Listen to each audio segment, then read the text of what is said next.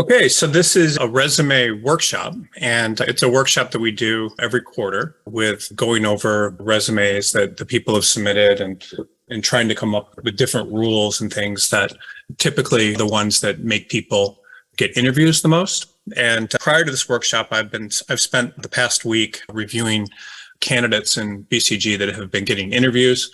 There's a lot of stuff that I notice consistently, and a lot of these based on these rules that we'll be referring to throughout the day. I'll also send these rules to you after the webinar, and we may even add some things to it as we go on. But there's really quite a bit to cover today. So we're going to cover the resumes that have been submitted. We'll also go over some rules that are to provide everyone, and then really go into the details about what makes people placeable and what doesn't. And really the nice thing about this particular webinar and what we'll be going over and what can help you quite a bit is that I see real world results. I see people that, with good resumes get interviews, and with poor resumes and things that are wrong with the resume not getting interviews. And my biggest concern when I look at resumes is whether or not people can get positions inside of law firms based on what they have on their resume. And so there's certain resumes that work in law firms, or certain resumes that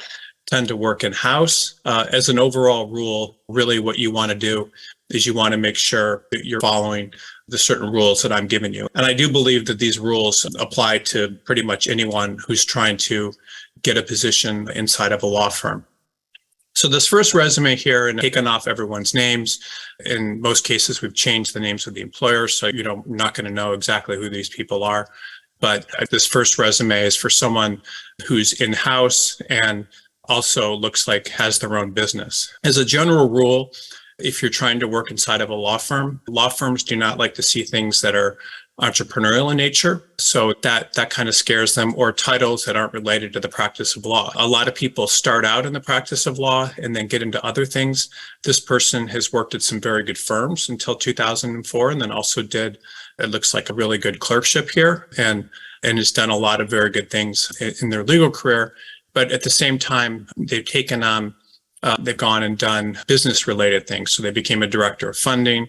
For some reason they did that, and then they decided to become a contract attorney.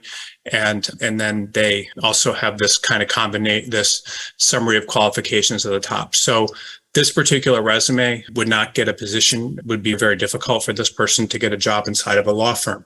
And I'll just go through some of the reasons. The first thing is the summaries. These types of summaries, if you put these at the beginning of a resume, they tend to detract from your experience. And most of the time when there's a summary written of your resume like this, what's really happening is a lot of times these summaries are written by resume companies that are helping people write resumes. They do this to make you feel good about yourself, but in most cases, the summaries aren't helping you. Most good attorneys are capable of reading this sort of information and reaching conclusions from the resume. In this particular resume, I just want to tell you the way that I would read it and the way that a law firm would read it. They would read it that this person had a very good start to their legal career, that they started as a clerkship after they graduated from law school, and then went on to a very good law firm where they had a very good career for 8 years, and then all of a sudden decided to go in-house. And then after going in-house, decided to become a contract attorney, then decided to become a corporate attorney again, and now has started their own business. And so this would not be a good resume for someone looking for a law firm position. And the reason is fairly simple. It's just that the person doesn't look like they want to work in a law firm. So that's really the problem. Now, another thing you can do, law firms also, it's very difficult to get a position as a permanent attorney in a law firm when you write that you're a contract attorney. And the reason that's difficult is because the law firms are wondering, why should we hire this person as a permanent attorney if they're more comfortable, they wanted to be a contract attorney. So that's one of the problems here. And then I don't know what Walker Corporate Law Group is, what that is exactly, but that may be a company that hired this person. I don't know. But that, again, you're often better off just saying attorney there, and then leaving out a lot of these summary of qualifications. I don't know what happened there, is often a better idea than leaving that up there, because the summary of qualifications really makes it look like you're trying to summarize things for people. Now, one of the things that's interesting about this resume is this probably is a very good in-house resume. So there's things that are good about this for in-house. But anytime someone's a co-founder of a business, the problem with being a co-founder of a business is that in every case that I've ever hired someone to work for our company that has had their own business, they always are ending up doing their own business on the side or winding it down or doing other things. And so you have to ask yourself, why would someone be willing to take a risk on hiring someone with their own business for a law firm position? And in most cases, they won't. It's just too much of a risk, and it's just too difficult. The other thing is these titles like chief operating officer and so forth. Those are also positions pretty much in people that are used to giving commands as opposed to taking them. So if somebody wants to get into a law firm, it's very difficult to do that when you look like you've had leadership type positions and other things. And this resume, by the way, would be very good up until this point, where the person was a white and case for a law firm position. But then as you move up the resume, things start becoming inconsistent and not consistent with that. Another thing that I often recommend as well is you can see here that this person is older. So they worked at American Express between 1983 and 1992. That interesting for the person's background, but at the same time, that makes them look much older, and that will make things more difficult for them as well. As you get more senior, you also want to be careful about listing a lot of these qualifications that aren't necessarily relevant to a current position. So someone who's, I guess this would be 27 years out of law school, people aren't going to be as interested in what they did when they were the 10 years prior to going to law school. They're not also going to be interested in being a judicial extern and everything. There's a lot of stuff going on in this resume, but this is a good example for everyone. Here you can see there's a lot of stuff about not practicing law. There's summaries of experience. There's things on the resume that make it look like the person has other priorities. There's a lack of focus in the types of jobs, meaning the person's doing a lot of different things. There's an issue of being manageable, and we'll cover this in all the resumes, but I'm just showing you this as an introduction because the person has been in roles where they're managing a lot of other people, so it'd be hard to manage them. This person also looks entrepreneurial because they have their own business. This person has also worked as a contract attorney, which makes it difficult. They've also are working as a generalist, which is also difficult. And they've also gone in and they've shown that they're older, and that makes it more difficult. And then I don't know where this person's applying, but they put their bar admissions in a weird place. You can see here under their education. It's good to have bar admissions, but it's obviously, we don't know what city this person was working at White and Case in, but it looks like they're in New York and California. So you would preferably just put your admissions at the bottom. There is always the best idea. And then let's see here, what else is going on? Yeah, again, titles and responsibilities that make it look like they're not practicing law. So you can see that right here when the person's director of funding. This makes it look like they're doing something else and that they did something else for 6 years. So the idea is that the best resumes make you look very consistent in terms of what you're doing, and they don't take people off the path. Most law firms that are hiring people have specific positions where they're looking for someone with a certain type of experience. And the more type of experience, the more different types of experience you have, the more risky it is for a law firm to hire you. So the candidates that I see get the most interviews and do the best, and this is, I think, a very important piece of advice, are people who look very consistent in everything that they do. Your question would be, how would this person make themselves look consistent? This looks like a housing related work and financing. This is doing something scientific related. I don't know what that is, this is budgeting and invoicing. There's just a lot going on here that are in all these different things. And now this person's reviewing marketing materials here. So there's just too much going on. So there's always a real danger of looking like a generalist. And anytime you look like a generalist, you're hurting yourself. And this is talking about lack of focus. So you have to have a good focus. You don't want to look like a dabbler, like you're trying a bunch of different things, because people that try a bunch of different things continually do that.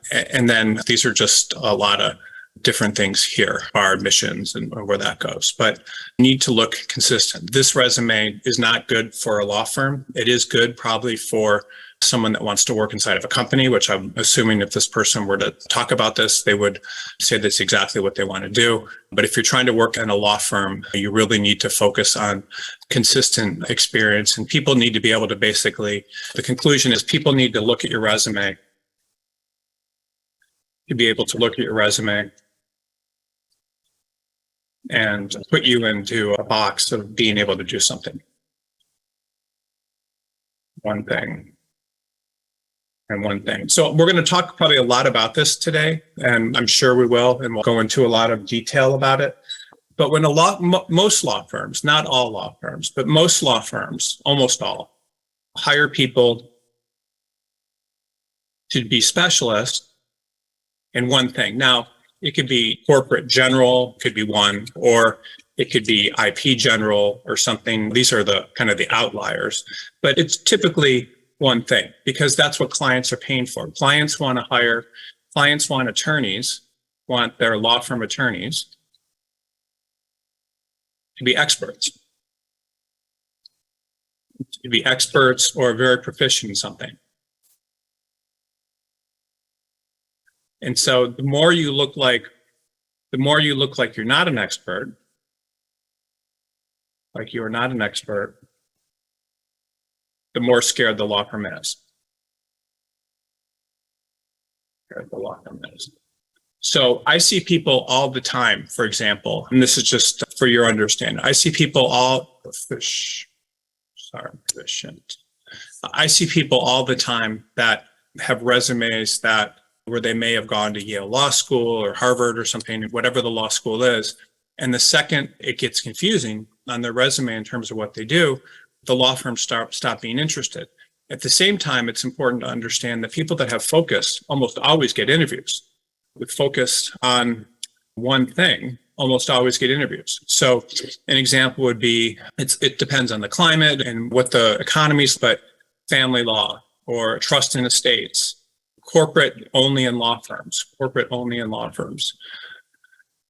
insurance defense. It doesn't really matter what the practice area is. If the person has focus, then they're much more likely to have a good resume. And then without the focus, it becomes much more difficult because law firms get scared. And the idea is if you hire someone without that focus, they're never going to stay interested in one practice area. And if they're not interested in that one practice area, it ends up hurting the law firm. So this resume, unfortunately, might get an interview or something, I don't know, but it would be a very hard resume to market the person with, even with their excellent qualifications, because the person hasn't necessarily committed to one thing. And because they haven't committed to one thing, it hurts them. There's other things too. When you stop putting your graduation years on there, which a lot of people do that are older, it makes it seem you are much older than you might be. I typically recommend putting your graduation year on there. This person, they're going to automatically be able to understand how old they are anyway, based on these dates. And the person might even be older than that. I don't know. But having this information up there typically doesn't help. Another thing I just would add, and then I'll move on to the next resume, is a lot of these qualification summaries typically happen to people that are later in their career. And I think it's because a lot of times they get resume books and things, or resume counselors that tell them things. This is a link right here. It's called GFirm Practice Areas List.php. This particular list here is good for you to look at if you're trying to figure out how to focus your resume on something. If all you do is DWI, drunk driving law, you make sure that your resume talks about that throughout. If you do whatever the law that you do or you're spending your time doing, you should really focus on looking at jobs to talk about that and the type of qualifications. they're looking for. A lot of these practice areas, just so everyone understands, is the most marketable attorneys. It's not necessarily the law school you went to. It's not how well you did in law school. It really becomes your focus on a practice area. And what happens to a lot of people is, and I want everyone to understand this, a lot of times the attorneys that get on these calls are the most qualified attorneys that are thinking about what they want to do. This resume is very strong up until 2004. And then what happens is the person starts doing other things and goes in-house. And so one of the reasons in-house is difficult is you typically see like a lack of focus once someone starts going in-house. Like their initial job might have focus, but then other jobs after that initial job don't have that focus. And that's a little bit of what's going on here. So anytime you're thinking about leaving a law firm job and going in-house, the more you can maintain some sort of focus in your resume, the better off you're going to be. And it's very important. It's interesting too, this person was a law clerk, so they were doing, which is litigation at a very important court for the chief judge, and then went into doing essentially corporate and transactional related work. So there's a lot going on there in this resume. Okay, let's look at the next one. So this particular resume talks about this detail-oriented attorney with 10 years of evidentiary hearing experience. I don't have the Grammarly turned on, but I will turn it on later today to show everyone what's going on. But you do need to be very careful with spacing, with all this sort of things, and proofreading your everything that you do with your resume. Again, these introductions like this typically are not good, because the problem is that they're almost like condescending to the law firms reading them, and law firms should be able to come up with conclusions of this stuff on their own in terms of how they read it. Okay, so let's talk about this resume. So this person graduated in 2011. So the rule is typically, I don't know why it's not typing here, but let me see if I can do it here. The rule is if you have less than 5 years of experience,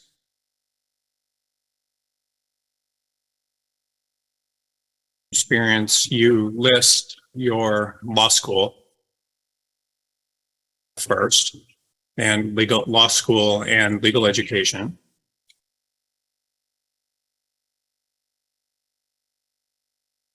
First. And then if you have more, you list it last. Now, there's other kind of takes on this rule too, which I could tell you, but I will tell you. Another rule that you can do is many times if your experience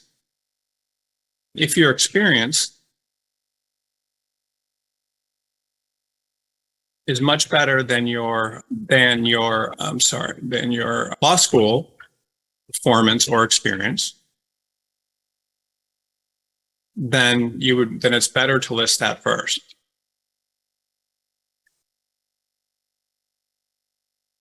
Okay. And then the other thing, I just want to make sure everyone understands this too as well. So when someone is looking at your resume, the first thing they want to know is, what can this person do?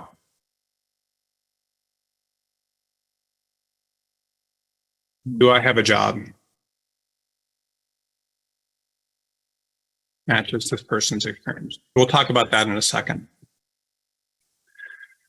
Okay, so this person went to John Marshall Law School, which is not a bad law school, but the problem is they graduated in 2011, and they're talking about excellence in pro bono, which is fine, but you have to start looking at their experience and kind of what it is. And this is an interesting resume, and so you can immediately see they're talking about things like pro bono, they're talking about the Kids Foundation, they're talking about human rights, they're talking about climate change, they're talking about health and human services as a temporary position, they're talking about being an appeals judge or referee, then they're talking about having their own firm.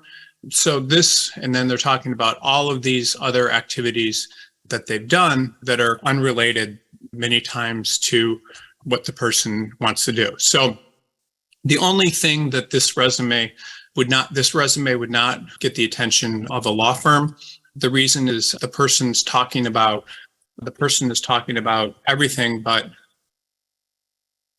is interested in everything, but working in a law firm. So that's part of the problem. There's nothing wrong, by the way, with being interested in public interest in things. This is one of the reasons that law schools are eliminating LSAT requirements, and when they want to attract people like that. But the problem with all of this stuff is most of this isn't really relevant to most jobs. It's cluttering things up with everything that this person has done. So this excellence in pro bono is basically saying, and again, I'm not criticizing this, but it's saying my objective for this person would be, what can I do to make them work in a law firm?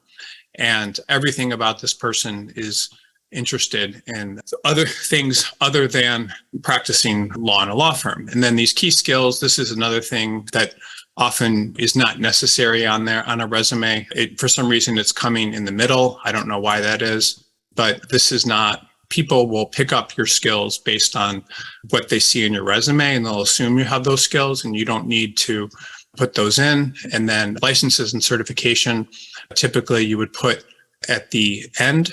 You typically wouldn't want to put in that you're an insurance agent or a notary unless you're applying for an insurance agent job. And then you wouldn't want to be. You do not need to abbreviate the states. You're abbreviating the states here, and these should be written out, and probably on individual lines. Say individual. Okay, lines. Okay, and I'll send these resumes. We've done the comments around too. Okay, long-standing funded temporary position, represent the child development and office administrative civil litigation, appellate courts and licensure. Okay, so this particular, I don't know that there's any reason to say it's a temporary position. Anytime you say you're in a temporary position, and it makes it sound, it's not long-standing. It's been since February of 2023. So that is not necessarily going to help you. So I would recommend just removing that. And then I don't know that represent, comma, under this, you want to make sure that all this kind of stuff is proofread very carefully and the spacing is fixed, but this is fine the way that is. Then the next thing here is this person says they're an agency legal consultant they did that for almost a year. Anytime something's remote, there's no reason to put that in, really, because people are more interested in most law firms that are actually working in an office or that sort of thing. I also don't understand why you can see here there's these bullet points, and then here there's one bullet point, and here there's 1, 2, 3 bullet points, and here I guess you can use the bullet points, that's fine. But and this may be just an issue of how we translated everything. And then here the person was a solo practitioner, which I'm actually fine with that. I would just probably write the law firm, something like that. And then here they've come up again that they're a licensed attorney. They've already said that earlier. So I don't know why that would come up. But then here going into that as well, if the person's only done 10% of their involved in personal injury and contract matters, that's just detracting from the main practice area. And then here's all this kind of community involvement. I don't really understand the point of that, these dates, but I'll take those off. But this is a lot of stuff. I don't know that I would want to list all this. Being a producer of a radio and all this sort of thing, and canvasser and researcher, I would recommend probably removing this. And it's not going to help this person because there's just a lot of stuff going on there. And then just previous to 1392 experience, I probably would remove that as well. So this resume, by the way, is probably a good resume for the government, but a lot of these things, you just want to clean up things up. A big point would be you want to not list, you want to be very careful about listing things on a resume that are going to detract from your experience in one practice area. or group practice area. So the way it works is every resume, when someone looks at it, they need to be able to say, this person would make a good government attorney for working on childhood development, or this person would be a good attorney for working on unemployment, or something along that line. And the problem is when you take all these different experiences, there's no consistency to them. And then when you start looking at the person being a panelist or a radio producer and things, it just detracts from everything. And employers get scared. So employers feel like that there's nothing they can do with this person. And then they're emphasizing these skills and achievements that, frankly, that working in Spain and from the William and Mary Law School summer abroad program one summer is not going to help this person get a job. So you need to everyone needs to take a look at their resume with a fine-tooth comb. And again, we'll talk about all these today, and remove things that are irrelevant from the types of positions that you're trying to get. And what I would recommend is this particular thing. I'll put the URL up. It's just bcgattorneysearch.com firms _ practice areas _ list.php. You really want to focus in on something. And if you do, you're going to be able to, anybody that is focused on divorce law, get a job. Anybody that's focused on domain name law can get a job, or one of these things. And these practice areas, by the way, you can see here, they go into major practice areas under BCG, but the more focused your practice area is, the better you are. So you take a look at all of your past experiences and you try to make them look related. So if this person had talked about in their solo practitioner job, doing things related to what they did as an appeals referee, and then doing things related to that, this would be a much better resume. But the resume needs to really focus in on something. Okay, so let's take a look at this.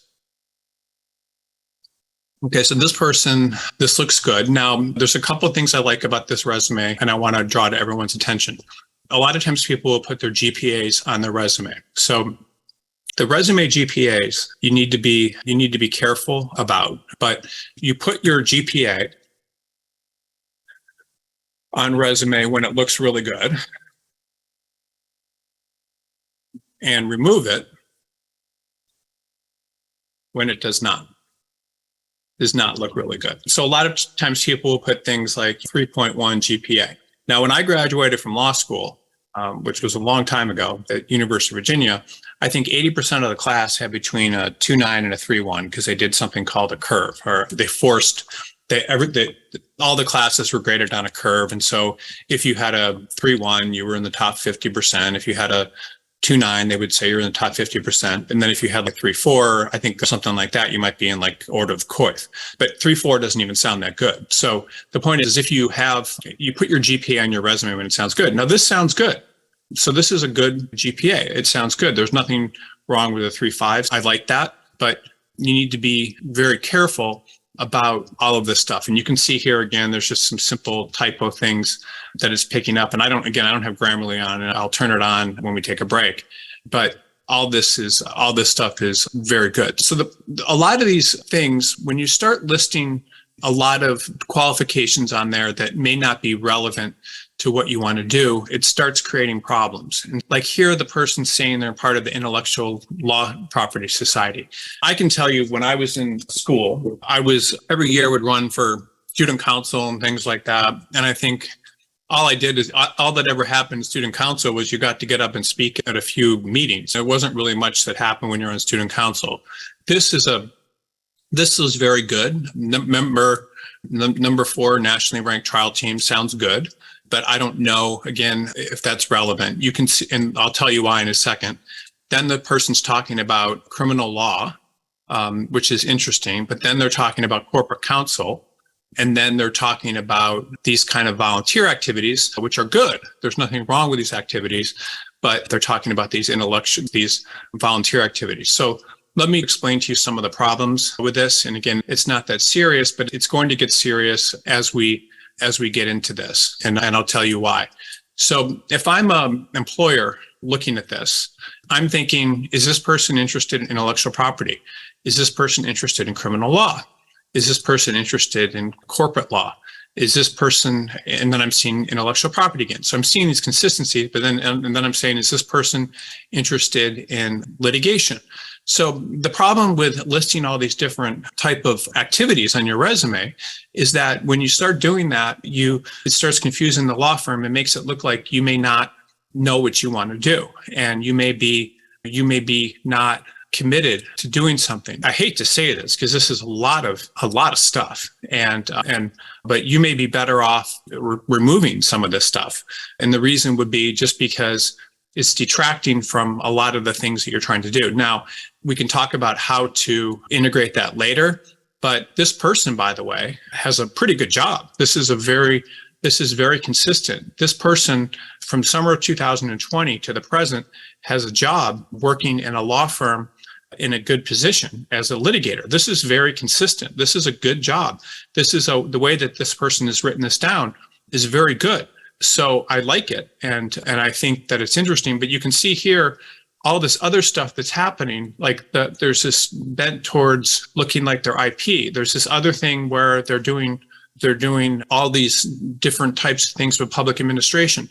So you have to be, and I really want to emphasize this to everyone, you have to be very careful because people, when they look at your resume, so when you look at your resume, and I want to make sure you understand this, when you look at your resume, you are impressed, and I am too, impressed with all of your activities and accomplishments.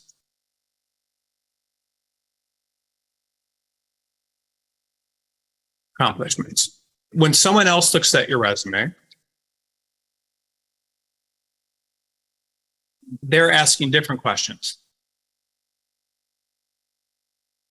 And let me show you the questions that they're answering. This is something I talk about on every meeting that we have, but I want to tell you very clearly the questions that they're asking. And this, by the way, what I'm going to tell you right now is exceptionally important. And I hope it helps you because you have to listen to this. I want this person, by the way, I could get interviews with if they made the changes to their resume. It doesn't matter that they didn't go to a top law school. It doesn't matter. There's other stuff on their resume. None of this stuff matters. But when you look at your resume, you're impressed with all your activities. When someone else looks at your resume, they're asking different questions. They're asking, can the person do the job? Can the person be managed? We'll talk about that. Does the person want the job? Will the person do the job long term? There's other questions. Do we like the person? There's other questions, but these are the main things. So if someone looks at this resume for a litigation job, they're going to say, yes, the person definitely can do the job. They've had this job for almost 3 years doing the same thing. Then they're going to say, can the person be managed? Probably. They've been doing the same job for 3 years. They also did it as a summer associate, which is very good because that means they got an offer and got a job as a summer associate. So this is very impressive. And actually, this is probably only, the person might have graduated in 2021. So they've only been doing 2 years. But yes, the person could be managed. Does the person want the job? If they're applying for a litigation job, then yes, they probably do. Will the person do the job long term? Yes. If they're applying for a litigation job, probably. And then do we like the person? So people are going to make decisions about whether they like the person in a bunch of different ways. You just have to make up your mind if you like the person that's writing the resume. And people will reach those conclusions in different ways. And they may reach it because who knows that they like where the person went to law school. They may like it because these other things. But here's the problem with this particular resume. This resume is very good for a litigation job. It's probably very good if you just had here that the person was a member of whatever the nationally ranked trial team is, whatever the name of it is, which I would recommend listing. And then anything that's detracting from the resume. So here's what it looks like in the resume. If I was to say, will the person do the job long term, meaning if we hire them, are they going to be a good investment of our training?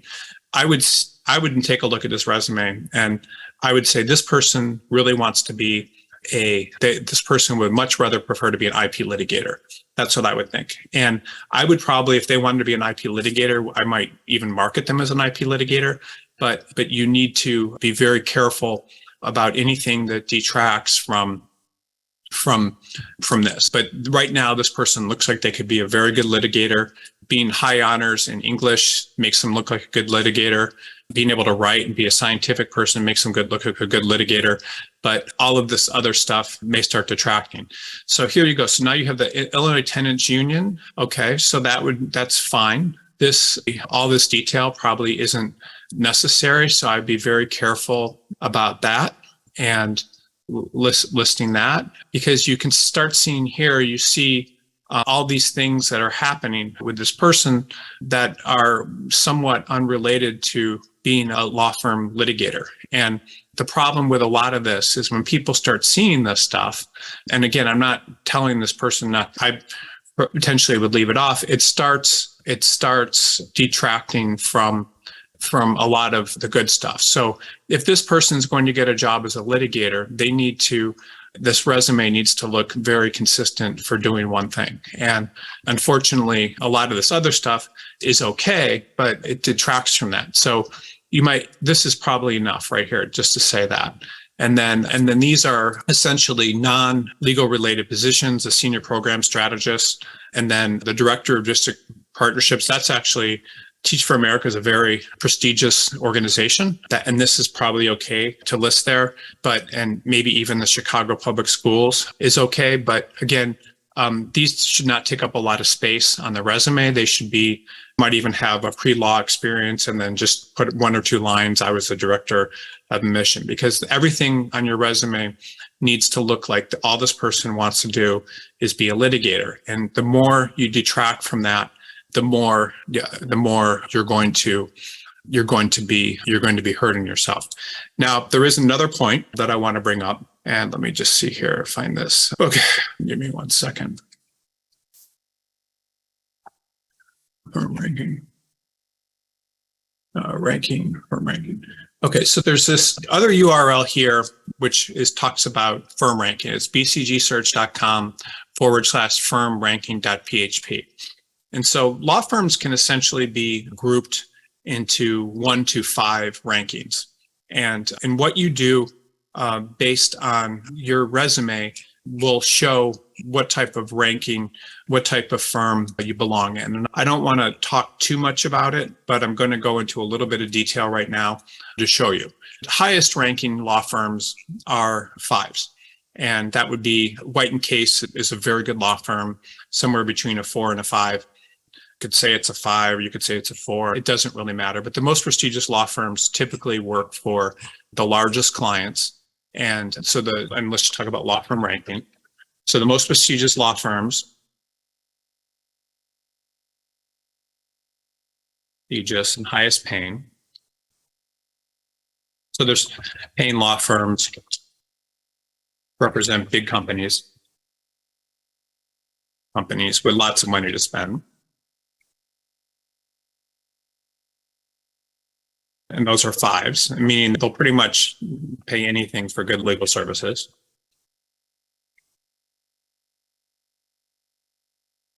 And then as you go down, these are your AmLaw 100, 200, typical 200, some budgets, but not some budgets. And then your 3s are going to be your mid-sized. And I'll explain why this is important in a minute.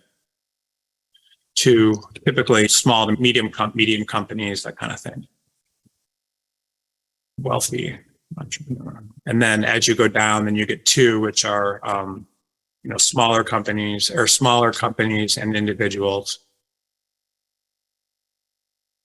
And 1 equals individuals, cost-sensitive individuals.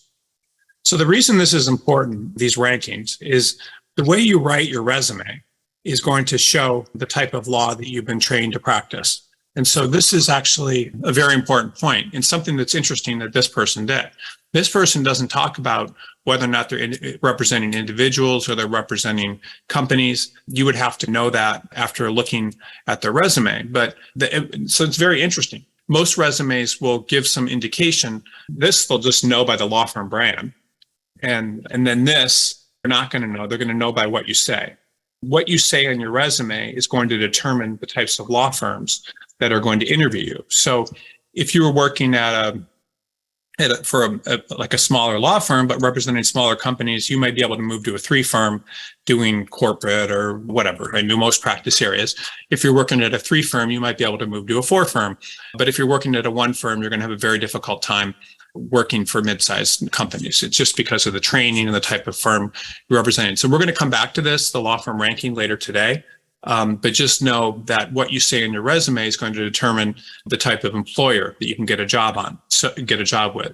These questions and also these questions. So I will come back to all this in a little bit, but it's important to understand that. So this particular person, very good resume, but what I really would recommend would be making this resume very clear about what you want to be and making sure that this is very clear about being a litigator. If this person is very clear about being a litigator and dumbs down all this other stuff that they've done, they'll have a very good chance of getting litigation jobs in lots of different types of firms. But at some point, they're going to have to also give some indication about what type of clients they're representing. So your resume should always give some indication, should always give some sort of indication of what kind of clients, if you want to. The client types you're representing. Because the idea is, just so everyone understands, I mean, there's a lot going on here. If you're working at a 5 firm, you're going into tremendous detail. Those clients have a lot of money to spend on legal services, and they will be willing to spend money all day long. And you will get trained to go into a lot of detail. If you're working at a 1 firm, the idea is that those clients just don't have a lot of money to spend. And because they don't have a lot of money to spend, their biggest interest is going to be in just getting work done as quickly as possible and as economically as possible. And you're not going to have the opportunity to go in deep, and you're going to become a different type of attorney. So it's just important. There's nothing wrong with that, but law firms have different expectations for people depending on their ranking and also the type of ranking that you're putting yourself in. You're always answering these questions, which you may not realize. And this is extremely important that everyone can understand this. You're answering these questions about what type of law firm are you qualified to work in based on what you put in your resume. And then you're also answering these questions about whether or not you can do the job and be managed and so forth based on that. Okay, so let's look at the next resume. Okay, this person is doing the same sort of thing.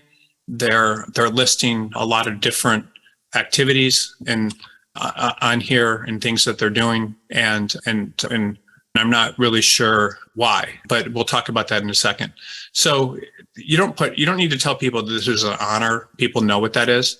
And then Juris Doctor, that's fine. And then again, just some of these issues like where the person's not underlying. I don't know if this is our translation issue or yours, but you do need to fix that. So a lot of stuff's going on here. This person is making it look like they're very interested in a lot of different things. I don't think it's necessary to list your courses. And just so everyone understands, like courses you take in law school don't qualify you to be a real estate attorney or a landlord tenant attorney or, whatever this person's trying to do. They don't necessarily qualify you to do those things. And being part of the Legal Association for Women or the Sports Law Society, there's nothing wrong with any of this. There's nothing wrong with this person was a member of the Chicago Women in Law. This person was was a panelist, and there's nothing wrong with having your interest on here. But what is wrong with telegraphing your interests is when they may detract from what you're trying to do, or they may not be. Again, putting medical malpractice and combining that with landlord-tenant law, they're just not related. So you're confusing the reader of your resume. Now, what I do like about this resume, which is interesting, is this person has a lot of stuff going on with real estate. So you can see that, and I don't know, Center for Real Estate Studies affiliate, I don't know what that is, but an employer that's a real estate employer is going to like it if they see, okay, wow, this person got a merit-based scholarship to NYU. And many times if you do that, if you list this sort of stuff, what is also interesting and what I recommend doing is a lot of times, and there's nothing wrong with this, people will go to law schools based on the type of academic support they receive. Some people will go to New York Law School because they may have gotten into better law schools. Who knows?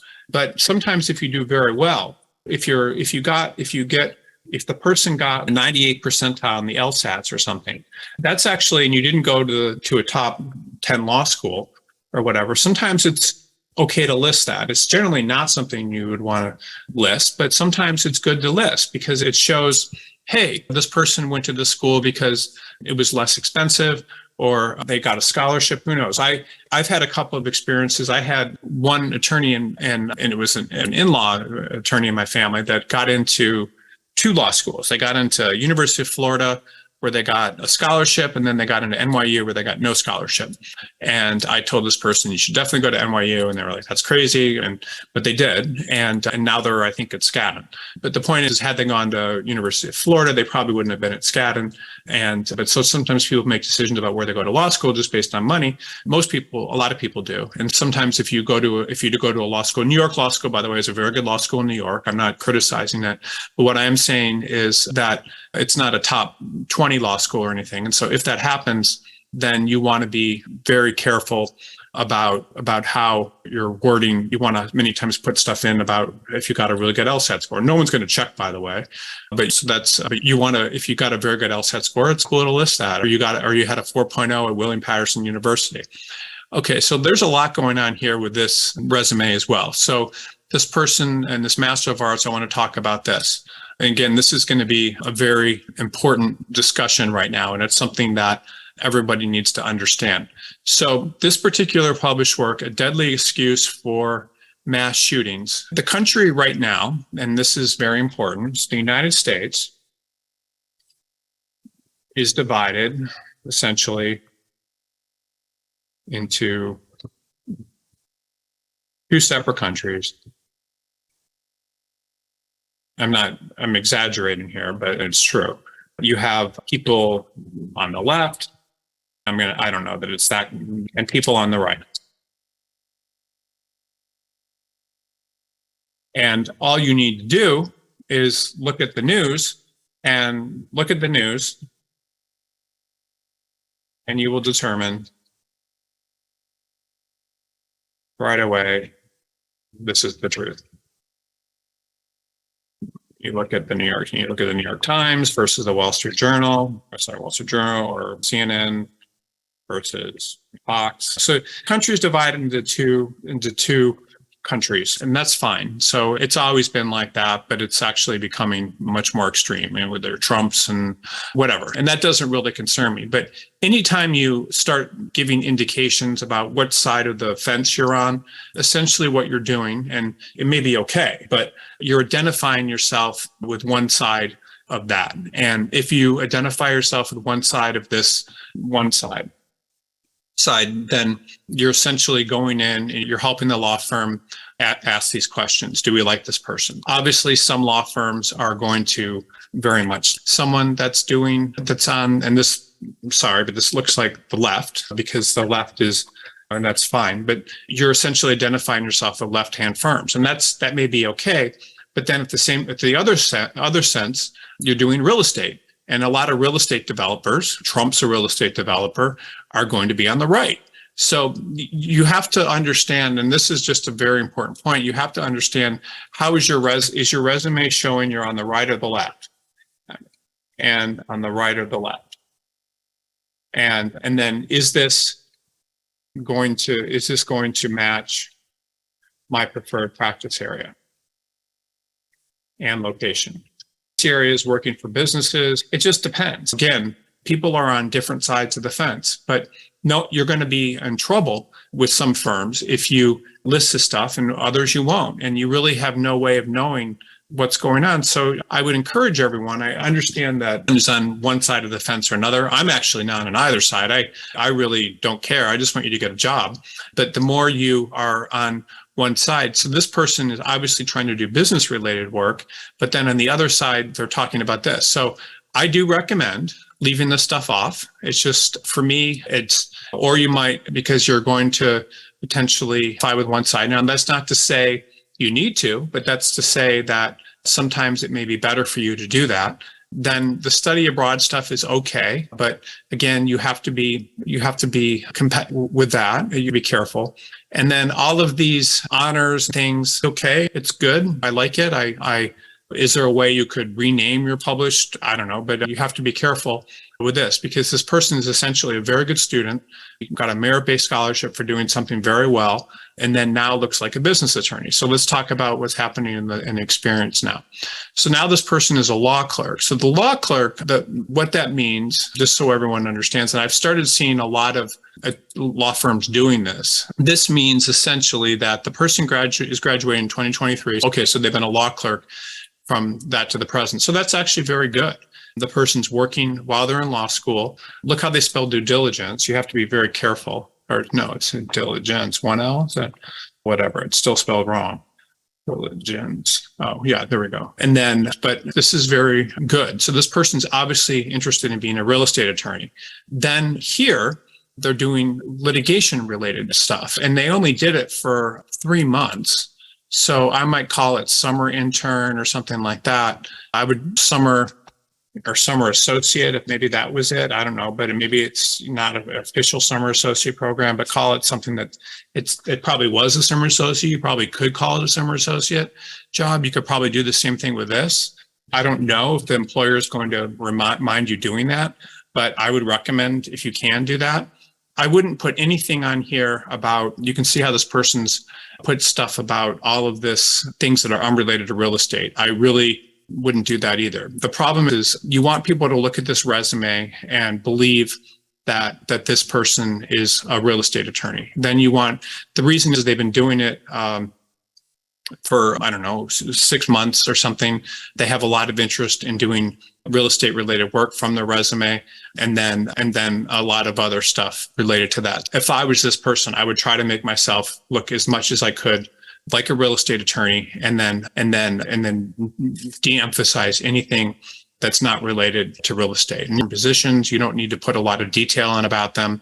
And I would just be very careful about what you're doing necessarily, with how you're, framing your experience. So this would be a very good real estate resume if you talked about your activities being related to real estate. Business and law is fine. And then if you went in and then you made sure you just did this as well. Then again, you start detracting from things that are related to real estate when you start putting this information in here. And then the community service and stuff probably isn't necessary. And then language. And then you could also say fluent Russian. That's all you need to say. It's presumed that you can, translate things. So this actually is a very good resume and could do very well for a real estate job. But I would recommend doing a little bit more with that. And I will, by the way, for all these resumes, anyone that has questions, I will take questions. I've had 2 batches of them, so I'm about halfway done through the first one. But I do want people to kind of understand the logic that goes in here. The big thing that you just need to understand is everyone that's looking at your resume really wants to understand. You have to be very careful, and I should put this at the top of all resumes, and you should everyone should understand this. You need to be very careful about putting things on your resume that detract from your interest and skills in one practice area, because that's what you're selling. You're selling your interest and skills in one practice area. That's the only thing that sells. And I wish I could show you in BCG the resumes that get interviews and the ones that don't. All the resumes that get interviews all look like the person has experience in one practice area. What's so good about this resume, if this resume was very focused on this person would get jobs doing real estate, and then they could even start at a small firm and move to a large firm and do all sorts of things if they stayed focused on it. But if they send out this resume with all these different things going on, whoever hires them isn't going to know if they have long-term interest in real estate, what they have, or they're interested in litigation, and it's just going to hurt them. But if I was a law firm, I had Russian clients buying real estate, I mean, I would think this person would be a great fit for that. So okay, let me move on to one more. Okay, so this person is a compliance consultant to auto dealers. Okay.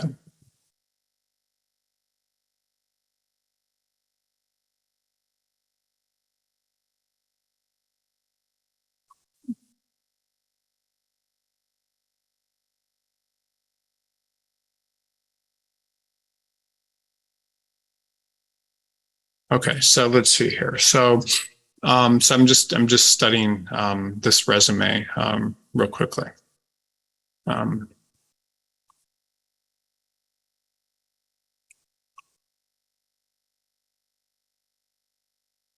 Okay, so one of the issue is again, you can see we took off the name of the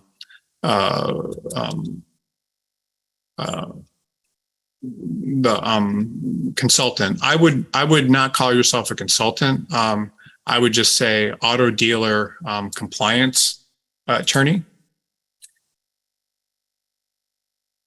Compliance attorney. And that's probably because you always want to refer yourself as an attorney and not a consultant. So the problem with the word consultant, and it's the word consultant, is it kind of violates consultant? Is that it violates a lot of the rules, and so some of the rules we talked about up here are. Can the person do the job? Let's see, can the person be managed?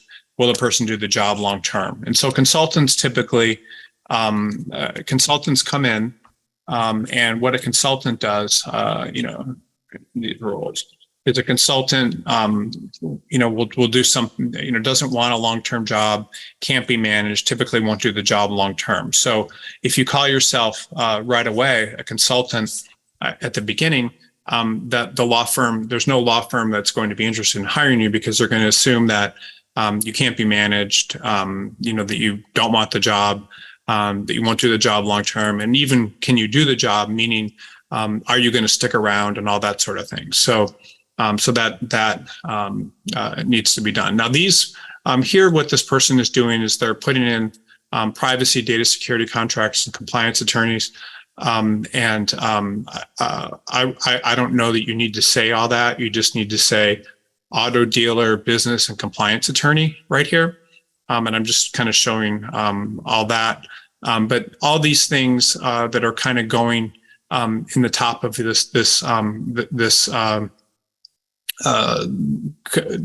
summary here, really what you want, what you're better off doing is putting all this information here, which is actually very good. This information belongs somewhere in your experience setting. So you need to put this information if you want law firms to know it. You need to put the above information. The above information in the experience set.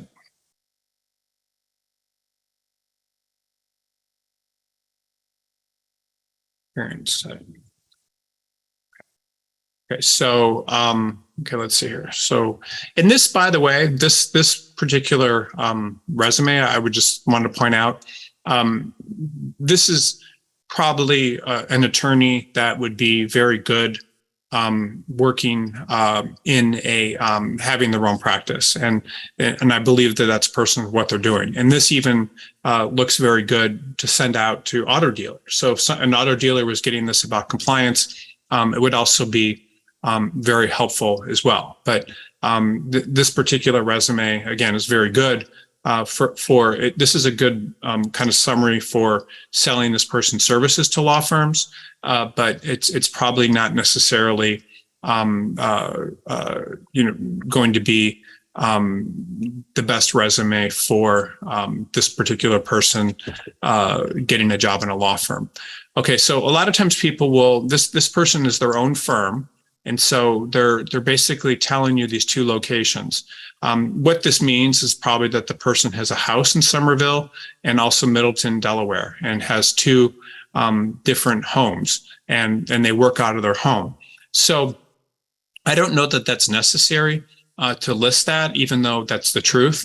Really, because the idea is, will the person do the job long term? Does the person want the job? Can they be managed? Anybody that's got two houses, and I'm assuming Somerville, South Carolina is a nice place, I don't know, but anybody that has two homes like this and so forth is probably not going to commit to any type of job. So it's just, it's important. If the firm is this person's name, you probably don't even need to say principal. And all you need to say is counsel dealers and finance activity, this sort of information right here, and then that sort of thing. I don't know the percentage in at a conference and a 7-year career doing that is that necessary to talk about, but this sort of thing is good. And then saving one dealer $100,000 is probably not useful, but I would just say, manage, security incidents, something along those lines. And that looks good. Again, a lot of the stuff up here that's been done as the person is a compliance attorney probably should be moved into here. And then you have this other stuff right here. I would almost say regulatory compliance counsel, anything that detracts and looks like more of a leadership role than an attorney role. And this is very good. How this dealer track work, same thing, that looks good. And then let's see, fleet card services. I don't know if this is prior to or after the person graduating from law school. If it is, that's fine. But I would be very careful. And then Associate General Counsel, MasterCard International. Okay. And then all this, and I do like how the person put in that they were an adjunct professor doing that, because that is all related. So this actually, believe it or not, is a very good resume. I think this, I don't like the stuff at the top. But what's very good about this, and what you can see on this resume compared to every other resume we've looked at today, is we know exactly what this person does, and their whole legal career has been very consistent from start to finish doing that, and all of their jobs have been very consistent doing that as well. So this is actually an excellent resume in multiple respects because of how it's all focused on doing one thing. And this person is employable in a law firm if there are jobs related to them, because law firms would need someone like that if there's a law firm that does this sort of work. And this person is also very employable in-house. So this is an excellent resume. And just so you understand, this person has two houses. This is what you get when you focus your practice area. If you're all over the place, you don't get two houses. You get, or a business that's supporting itself for 7 years, which is good. You get you get very confused employers that don't know really what to make of you, and then no consistent job. It makes it look like you're interested in a lot of things. So this person, by the way, I do think that there's things wrong with them. If you were to ask these questions, how you would clean it up. But for the most part, this is an excellent resume with a lot of consistency and doing a lot of things very well. I'm not sure what this is. If this has to do with the next resume. Okay, well, let me take a quick break. I'm just going to grab a coffee, and I'll be back, and then we'll do, we've got several more resumes here, and then and these resumes. But I also, one of the things I would recommend with this particular resume is whatever the type of work that an auto dealer compliance attorney does, if there's specific, if I were this person, and I would try to do this for everyone, and would be important. I would look up if I were this person, I would look up all auto dealer compliance attorney jobs you can find, and also all definitions of what this type of attorney does. and try to make the resume have as much information as possible that is relevant to that type of job, of position. So a lot of times when people are kind of writing up their own experience, what'll happen, and again, I don't know that, I'm sure we have placed auto dealer compliance attorneys. This just isn't a particular type of job that I'm familiar with. But many times, especially if you're in a niche practice area like this, you need to see, need to ask, what is it? What is it that employers are consistently looking for or in this practice area? And when you find those things, you can then focus your resume to reflect that. And then some good ways of getting jobs, just so this person could, and everyone can understand, some good ways of getting job would be to contact employers that have had jobs before or have practices doing this niche practice area.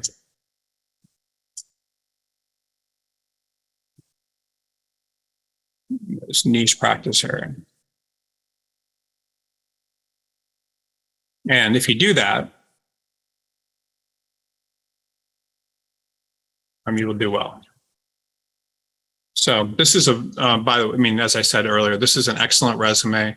There's a lot of things it does very well, and it's all focused on one practice area, which is very helpful. And everyone, wow, the valedictorian of Fordham College, that's amazing. So everything about this resume is very good, but the biggest thing would just be to make sure that it kind of drills down on everything that this type of attorney is expected to do. But I would probably go so far as to say that this person is probably very well known in the industry for what they do. The next resume. Okay, so this resume is for someone that's not graduating for several years, so that's fine. And let's just go see here. And is currently, I spent 3 months at the IRS, and then so paralegal before that. Okay, then also litigation paralegal, paralegal at Upwork. Lots of different paralegal jobs, and usually for this one was for a year. This one was for year. Okay, so so this is an interesting resume. I would recommend at the top of here taking off this from the very top of the resume. So there's no reason to put these skills and things at the top. And as a 2025 graduate, the law firms aren't going to be very concerned about all of this. I think because this person has been a paralegal for so many years, one of the problems with having all of these paralegal jobs, and I'm just going to be completely honest. There's a lot of moves. So there's just a lot of different moves. There's a lot of jobs, and anytime someone is looking at your resume, they're always asking these questions. They're asking, can the person do the job? Can they be managed? Do they want the job? Will they do the job long term? And all these sorts of questions. So this particular person is going to have a difficult time getting started as an attorney, because really what they're doing here is they've had so many jobs. So they've had 1, 2, 3, 4, 5, 6, 7, 8, 9 jobs in 10 years. So that's going to make any law firm that's interviewing them think that the odds of them sticking around are going to be very slim, and you would think the same thing as well too if you were them. So what I would recommend doing with this particular resume is I would take out. And again, I'll answer questions when we get through all these resumes today. I'll answer questions about every individual resume if you have questions about it. But I would what I would recommend doing is basically putting down the dates. So you would just say from from would it be? It would be you put down the dates. You'd say from June 2012 to paralegal, legal, and then you would just write from June 2012. And again, there may be reasons, and it's not my concern. From June 2012 to whatever the last date was, January 2022. I've been a paralegal for several law firms.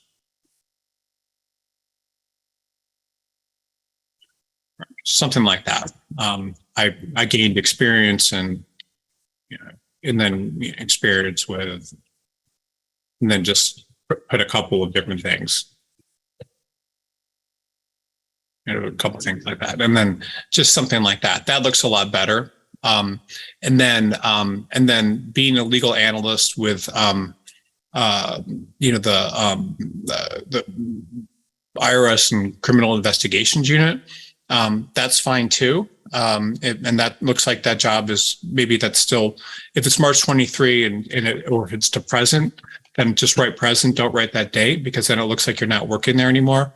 But this particular job, I also be very careful about listing all of this information. The problem with what you've done here working for the IRS is it's okay. But now you start looking like you may be a tax attorney, you may be a tax controversy attorney. So you have to ask, what do you want? What conclusions do you want law firms to reach from this experience?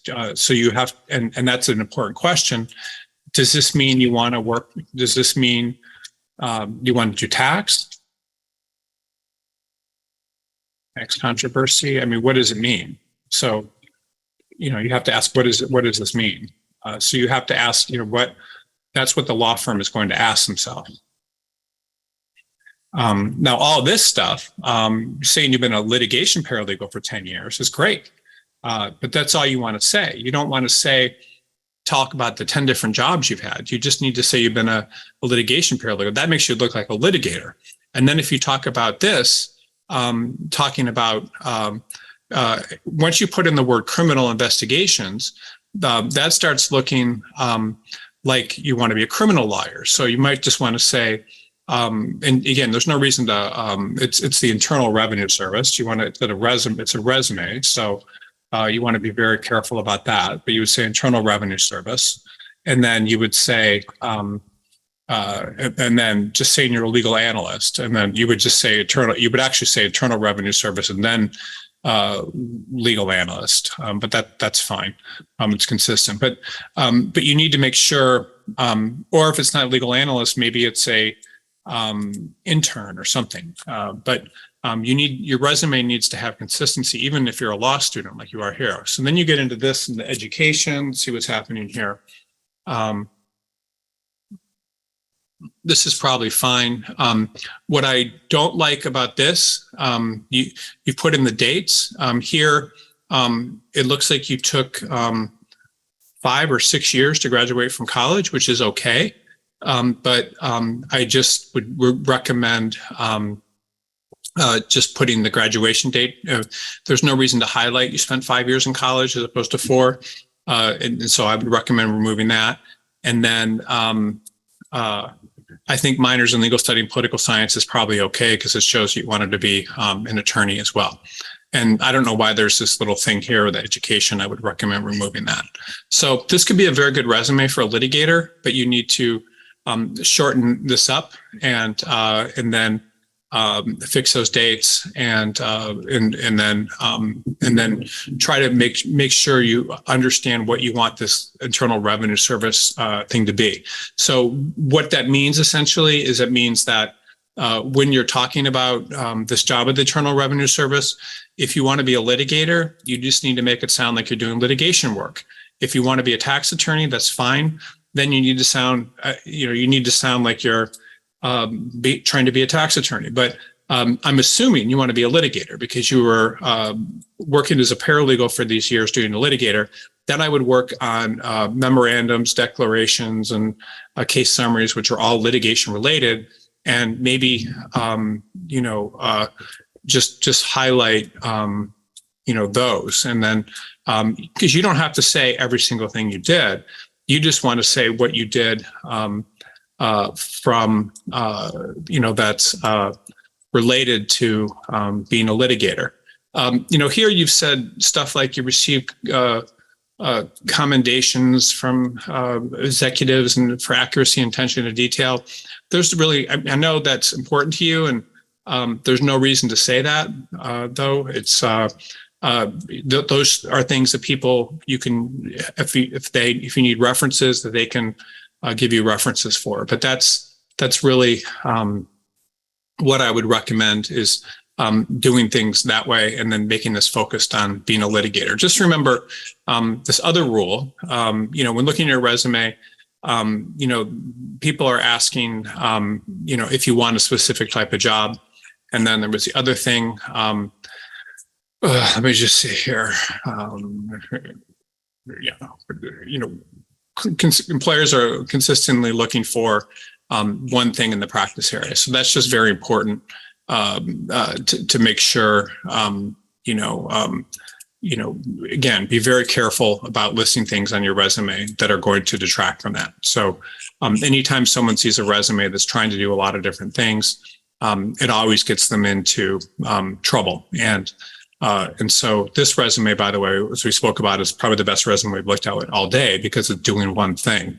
And this resume is doing a bunch of different things. And so this particular rule is very important to make sure that everyone does this with your resume, because again, employers are wanting someone to do one thing. If someone wants a litigator and this person has all this litigation experience, they know that they can plug someone in that's been a litigator for 10 years, that's also got experience as a litigator in the IRS, if that's what it is, not legal analyst, into a job there. Okay, so let's look at this particular resume. Okay, so this person graduated from the University of Virginia Law School in, in January or May of 2022, and then Goucher College in 2015. Okay, so obviously, Virginia is a great law school. They've put the bar admission at the top. That belongs at the bottom.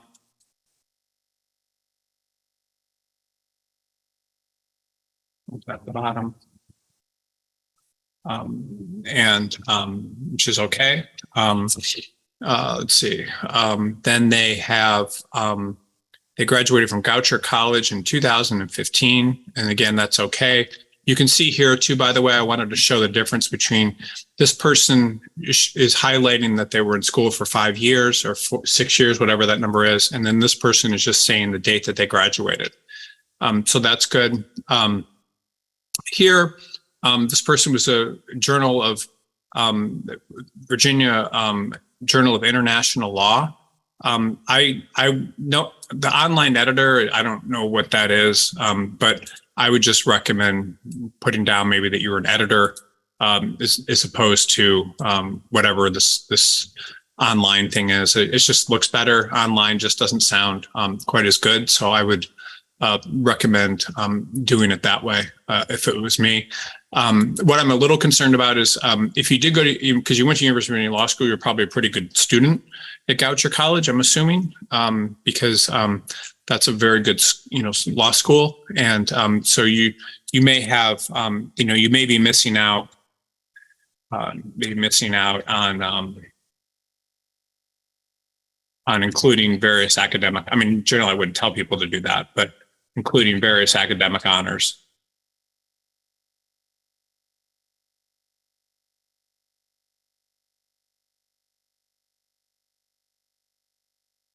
Okay, so let's talk about this resume, and there's actually a lot going on here, but people, and this is the benefit for everyone on the call.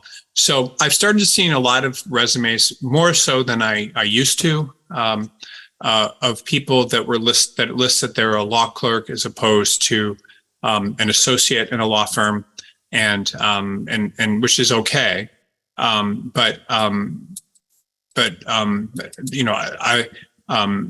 generally there's a reason for that. So this person would have taken the bar exam probably in July, and then gotten the results in November, and then if they didn't pass, they may have left in January. Or most law firms, I don't know why this one would be different, but maybe they are, will certainly allow people to take the bar exam a couple times if they didn't pass.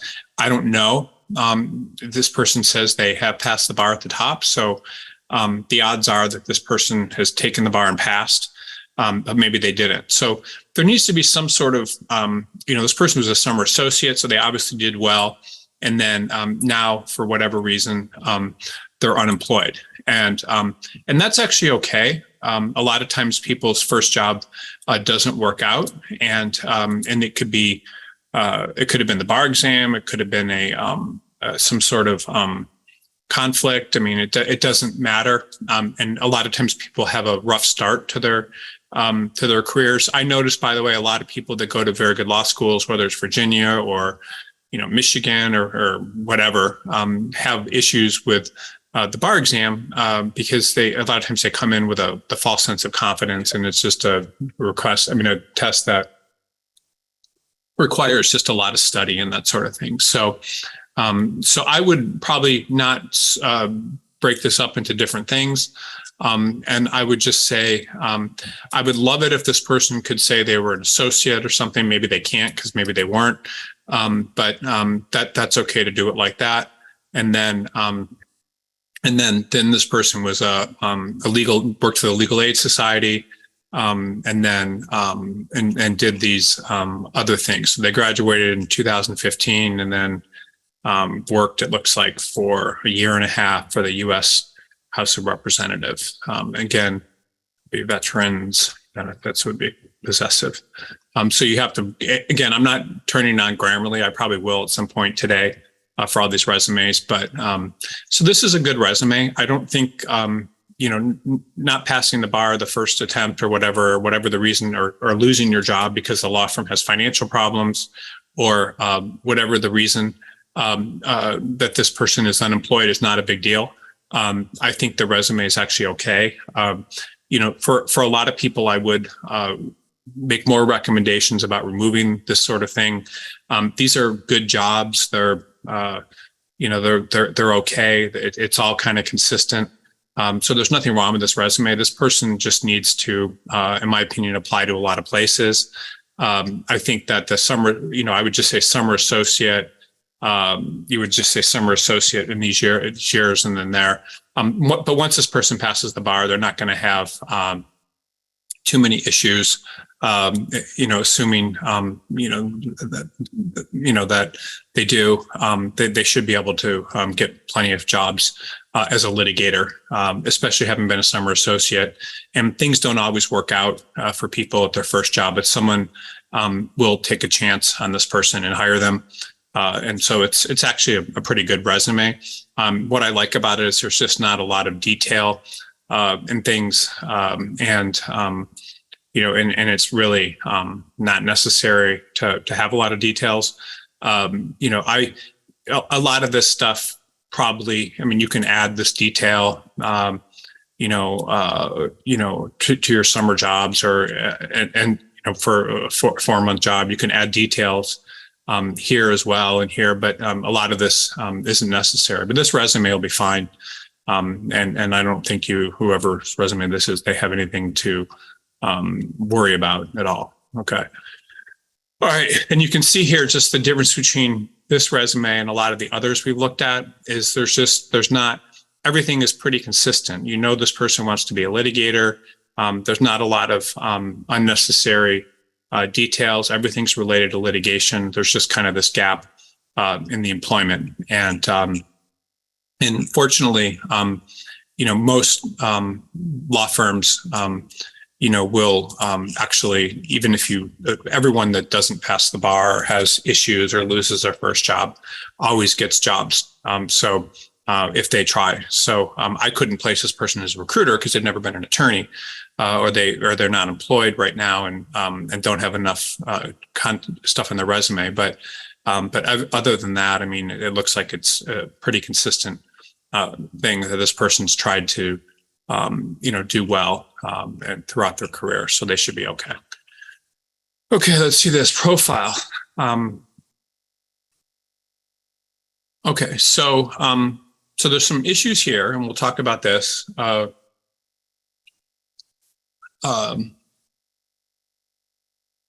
So passionate and accomplished attorney seeking an in-house counsel position, achieve success in litigation trial work, motions aggressive negotiator. Okay, so again, I never recommend anyone list this type of information. You also don't need to list your skills, and a lot of these times when people list this stuff, it's all kind of it's assumed in your background that you'll have these skills. So there's really no reason to list them kind of the way you are. And again, this is something that a lot of times resume companies will do. They'll have you write a profile and list your skills. Most employers know what those things mean. Okay, so this is an interesting resume. So let's go here. Okay, so this person is the Assistant General Counsel at Landmark Worldwide, which is a large, well-known personal growth company that runs, and this is what they put. I mean, I don't know if it's true or not, or we may have changed the employer, but this is a well-known company, and this person's seeking an in-house position. They have a lot of employment stability. So this is not, by the way, a good resume for anybody to be a law firm attorney, but it's a very good attorney resume for someone to work in a company. And they've done data privacy, commercial leases, corporate compliance, and marketing. That's fine. They've probably done a lot of other things. They've probably done a lot of general corporate and things. So in general, if you're looking for an in-house position, data privacy is kind of the new thing right now. And so people like to list that, but there's a lot of other topics and things that an assistant general counsel would do on an ongoing basis. And so that would probably want to go in there. And then one of the issues here is this person's first job is for, it looks like quite a bit of time for 19 years or 20 years with Erden Law Offices doing foreclosure and bankruptcy litigation. I don't know that I would put all that in there.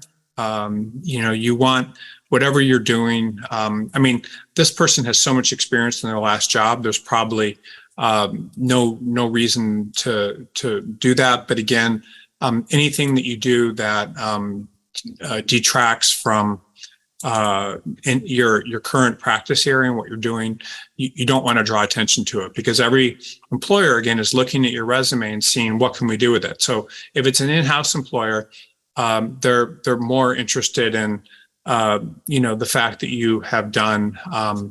They may be interested in that you've done different types of litigation. So that's what I would write in there. just doing litigation and contracts and things.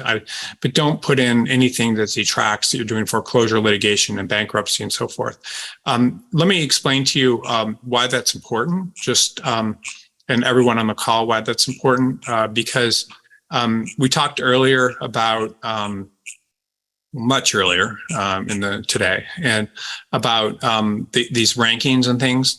And so what this person's doing essentially is they've worked for a well-known personal development company, this Landmark, and then they were working essentially for individuals.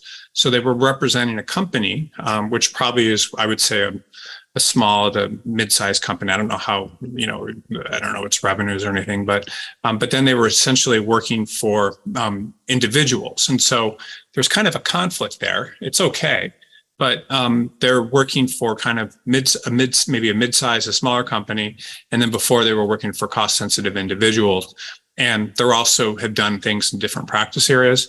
So that could potentially harm the person. So I just would be very careful about that. And again, they're doing the same thing here. You can see this person took 5 years to graduate from college, maybe, I don't know, but anytime you highlight things that look kind of negative there, and then they graduated, you don't need to say that. I mean, I guess it's okay to say November 1985, which is right when you graduated, you passed. And then let's see, legal residential mortgage banking professionals. Okay, so I don't know why you would have done resident. I guess because your last job was, I see, residential was real estate. Okay, so this kind of detracts from everything, and to some extent, these additional activities. It's actually interesting to say you're a seminar leader. I think that's probably okay. But other than fixing this stuff, this is a good in-house resume if you make everything consistent with it right there. Okay, let's see the next one. Everything consistent with being in-house, meaning you remove a lot of this other stuff. Okay, experience, attorney with a proven track record of securing positive outcomes for clients in civil litigation matters, including real estate, construction, personal injury, consumer protection, civil rights, and contract law. Okay, skilled communicator. Okay, negotiation. Okay.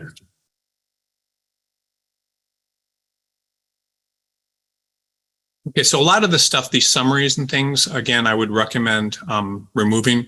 What I don't, I would be very careful. Anytime you list things like this, like resulting in over $1 million in settlements and verdicts, like if you've had your own practice for 8 years, it's, no offense, but you would think that you would have done more than $1 million in settlements and verdicts, but maybe not.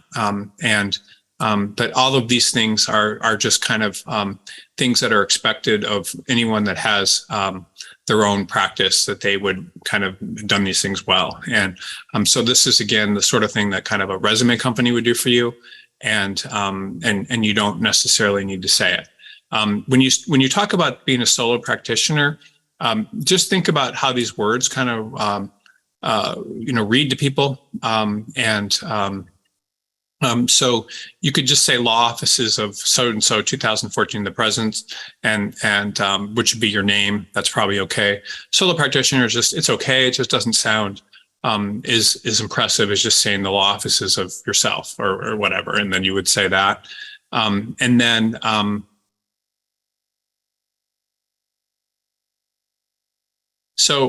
here. You may want to just talk about the things you're doing right here. Civil proven track record of securing, things for clients, and that really is probably enough. You can see here, you talk about it here, and then you also talk about it here. You don't need to talk about everything that you've done. You could just probably put this like here. Like you've done. Now, one of the problems here is now you start talking about in-house counsel for various small businesses, and that can can and may detract from what the in-house counsel is a little bit different than maybe what you're doing up here. So I would be very careful about that. And then I would also be careful about the pro bono stuff as well. Now, again, I'm not sure what this person's trying to do with their resume. And so all of this information may be helpful depending on what you're trying to do. But if you're trying to get a job in-house, or you're trying to get a job with a law firm, this pro bono stuff may kind of detract from what you're trying to do, unless you're trying to get a position with someone related to your pro bono tenants and landlord tenant, unless you're trying to get a landlord tenant job or get a position with a nonprofit organization, that could help. But everything needs to be really as consistent as possible. And so what that means is you need to make sure that everything that you're doing is kind of consistent with your practice area. So this person, this is a very good resume for litigation, and there's absolutely nothing wrong with it for litigation. And this person literally could probably get a job with different types of people. You may want to, if this person has consistently had 200,000 or 300,000 in business, or 500 or a million, or whatever the amount of business is, it would be smart to highlight that the amount of business. But other than that, there's really not much that you would need to do. A lot of these professional memberships can come off. It's not getting admitted to the American Bar Association, paying a fee, or the Bar Association District of Columbia is not that important. And then obviously this person is admitted to the District of Columbia. They're admitted in 2014. That's okay. So you can put that down there. And then the education is fine. And then the volunteer experience probably isn't necessary. So this is a good resume. It's consistent. It's for a litigation attorney. And again, you just have to remember, what type of box are you trying to put yourself in? So are you trying to put yourself in representing cost-sensitive individuals? Are you trying to represent larger companies? And that's and it kind of gives a lot of different ideas of that. One of the things I would always be careful about, there's nothing wrong with doing pro bono work, and it's actually a very good thing to do. But the problem is when you start talking about doing pro bono related work, law firms start thinking, well, is that more important than working on clients? And again, there's nothing wrong with doing that. And this is a nice resume if the person is just putting this up on their website or however they're using it. But the big things with this resume is you need to be very careful about this duplicative content, which means you have the experience and the skills are kind of duplicating exactly what the person talks about being a solo practitioner. And then being an in-house counsel is a little bit different than working as a litigator. But it's okay. I mean, you can see I didn't remove it. I also didn't remove the pro bono stuff, but you don't need to put the pro bono stuff in two locations, because you also put it, I think you also put it down here, or volunteer. Anyway, but again, I don't know that you'd want the pro bono, but you may, just to show that you have a kind of a well-versed practice. I will say a couple things about this resume, just real briefly, that are interesting.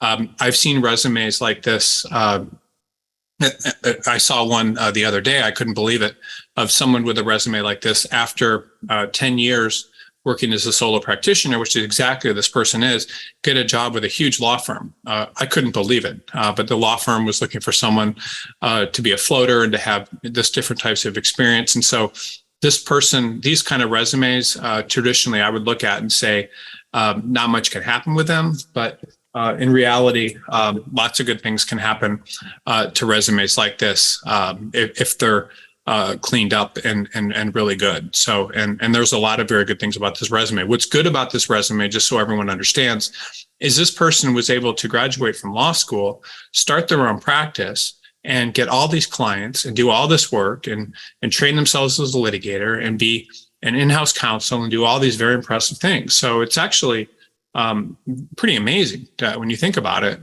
to be able to do this without anyone's help and to do all this. And law firms actually, believe it or not, a lot of them will look at this and be very impressed that this person was able to do all these things and train themselves and then go out and be a pro bono attorney and help other people. So a lot of times, even myself may look at someone that has their own practice like this and not necessarily think it's the most positive thing. But in this particular instance, and a lot of them, it does show a lot of strength and an ability to fight and get out there and carve your own path, which a lot of people don't necessarily have that ability.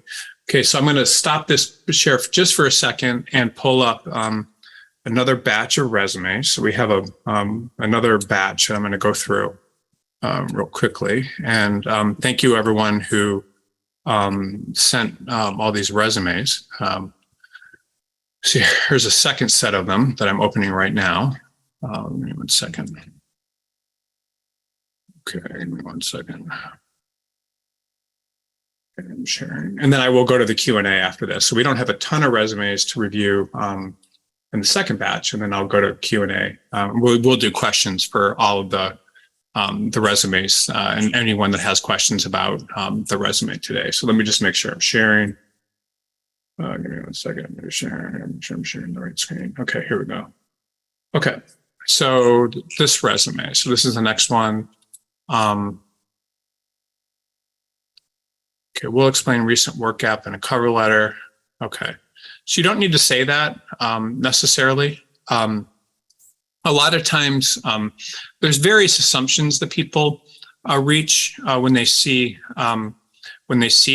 these gaps, and I want to talk about them a little bit. So I'm going to go back to the this real quick. This is the last group of resumes we looked at, and because it is important to understand resume gaps, and that's a big kind of issue that people always have. So give me 1 second here. Okay, so when people look at your resume, again, they're kind of asking themselves, can you do the job? Can you be managed? Can you do the job long term? Do we like the person? And these questions. But this particular person has a resume gap that's not that bad. It's like, what is it? Almost 3.5 years.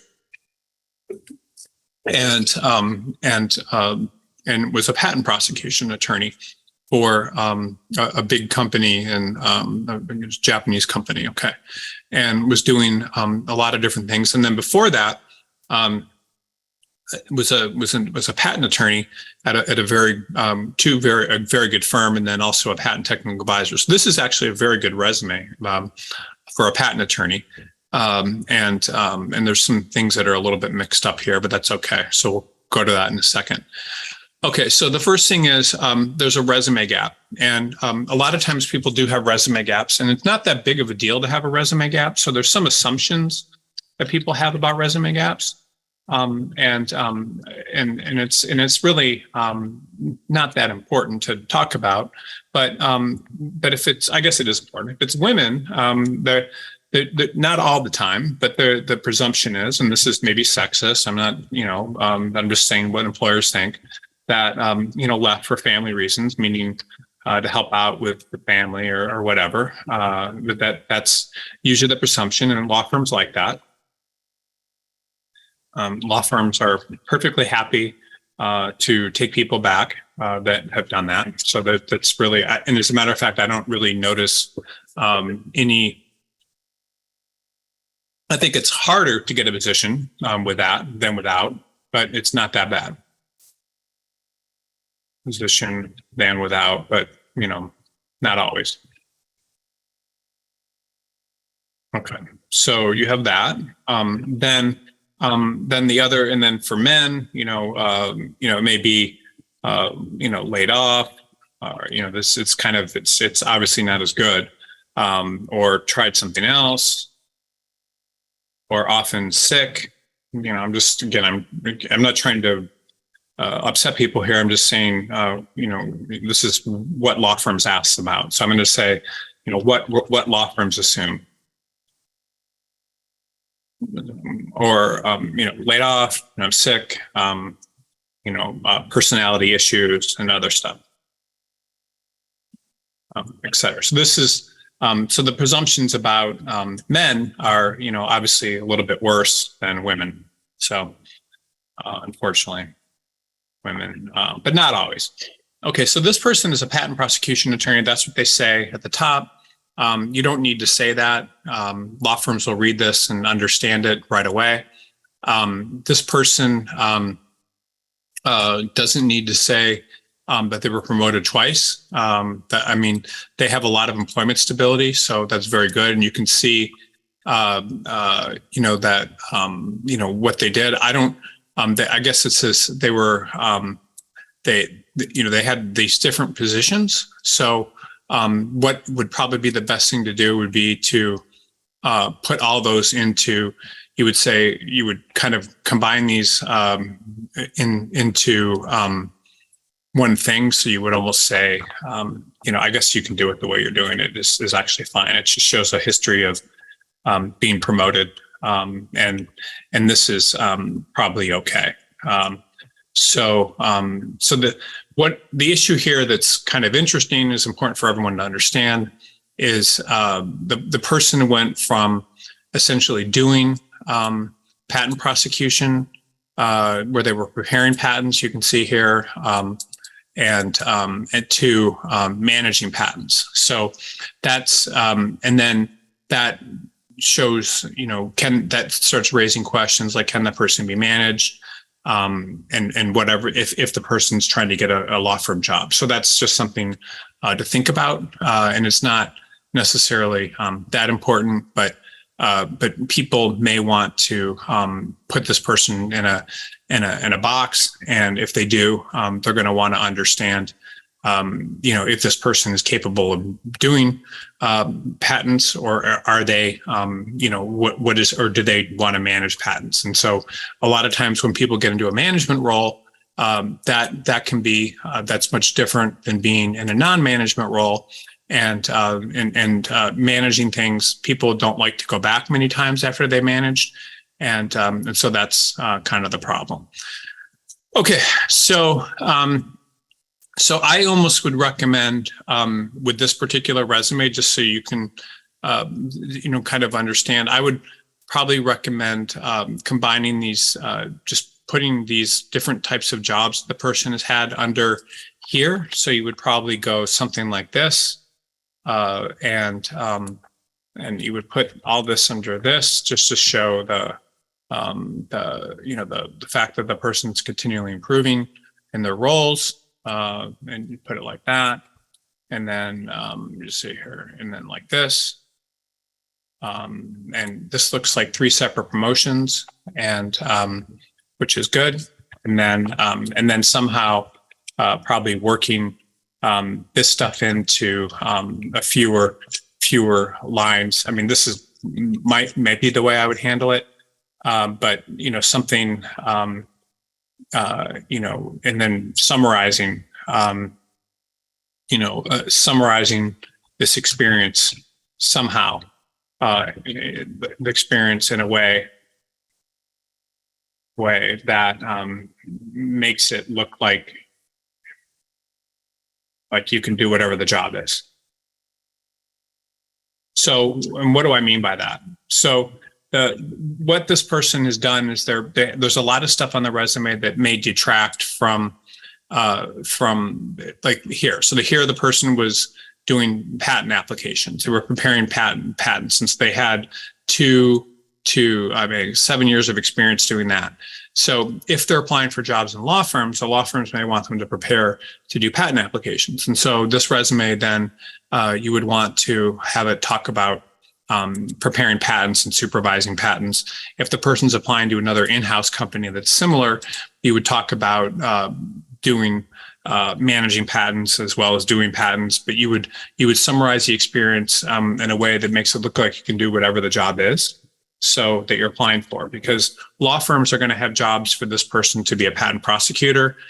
In-house companies are going to have prosecution jobs, but also other types of jobs. So in order to get back in the flow of things, the person's going to have to kind of choose something, and they may not want to do patent prosecution, because a lot of times what happens with patent attorneys is they kind of graduate from doing patent prosecution to wanting to manage things, or sometimes they go into patent litigation.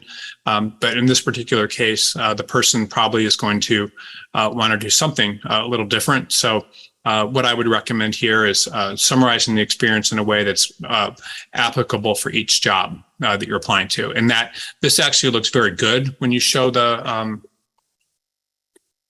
when you just do a few lines, because anything else is going to detract from whether or not you can be managed, whether or not you want to do the job, whether or not you look like you do the job long term. So people want to know that.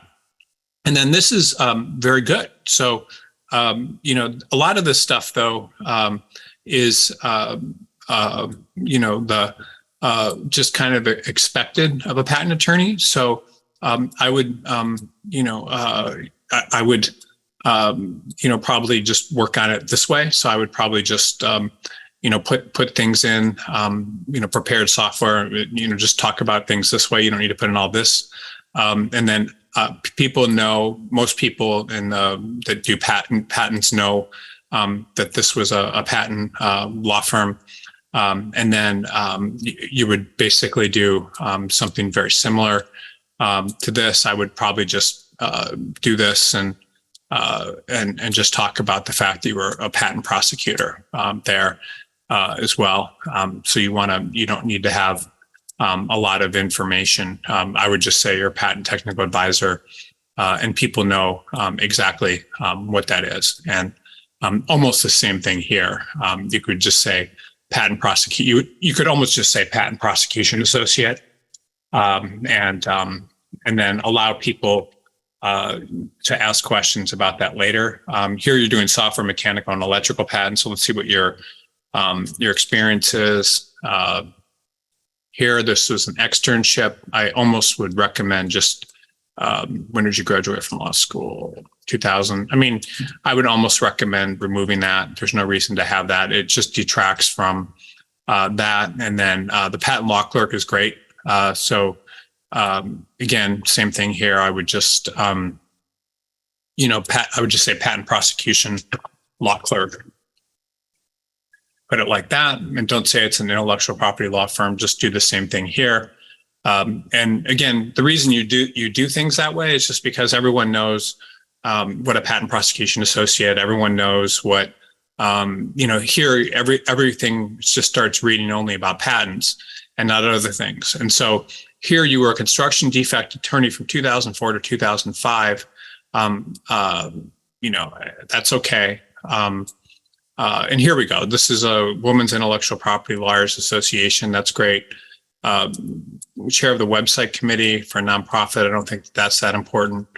You know, this being a programmer is great. Program analyst is great. Senior program analyst is great. That's all related. So I would leave that up there.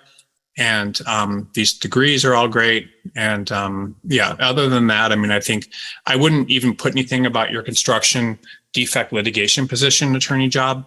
I didn't catch that when I looked at it, and I may have saw missing dates and things. October 2005 to 2009, and then you were a construction defect attorney between, I guess, 2004 and 2005. So I wouldn't even put that in there. The big thing to remember is everybody wants, you know, that people want to see things that are consistent with one thing. So talking about all the management you did at RICO is okay, but that may detract from being a prosecution associate or whatever. So, and then all of this stuff related to being a programmer and everything is related to practicing law. So that's great. And so I don't think you have, you know, or it's related to being a patent attorney. So people love it when people have been program analysts and been programmers and things. They love that. So that's all very helpful. And I would recommend if you do that, it'll be good. I think even if you are applying for in-house positions, which I'm assuming you want to, just summarize your experience. This person should summarize your experience every time in a way that is related to that particular job that you're applying to. So whatever the law firm's whatever the employer's asking for, you would go and you would summarize your resume for each employer and do it that way. And then let me see what you have here. Yeah, and then what I don't like, you can see here, is this is the same here, then it's the same here, and it's the same. So it's just kind of the same. You don't want to use the same language. A lot of times people know what a patent prosecution clerk is or an attorney, and so you can kind of do things that way. The bar number, I guess that's okay to have that on there. But you would just say California State Bar, and then patent bar is probably enough. Patent bar. That's okay. So other than that, it's a pretty good resume. I think this is a very good resume for being an in-house patent attorney, or even this person could even potentially go back to a law firm. One thing I would recommend for all patent attorneys, so some patent attorneys, not all, have very specific expertise in one type of patent.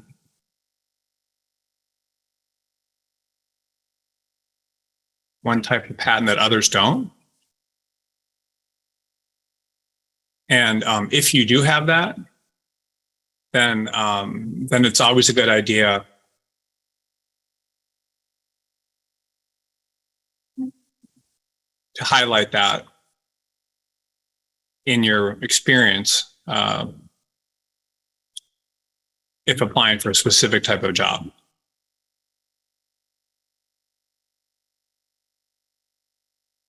So there's, and this is just some advice for how to apply to jobs. But if this person, I'm assuming Ricoh, it could be, I'm assuming it's a Japanese company, I don't know, but there may be issues that are relevant to Japanese companies operating in the United States. And there may be law firms that represent them in patent matters that are similar. I think Ricoh is a copier company or something. So the idea would be finding other companies that represent Japanese copier companies, and what are the types of patent issues that come up. And then that would be who you would be interested in, and what are there certain types of patents that are relevant to copiers or scanners or whatever it is that they do, or printers, and then finding law firms that have that expertise as well would be how I would do that. And so I would think that this person would be very marketable if they were to both law firms and also to in-house companies if they figured out how to find employers that hire people just like them.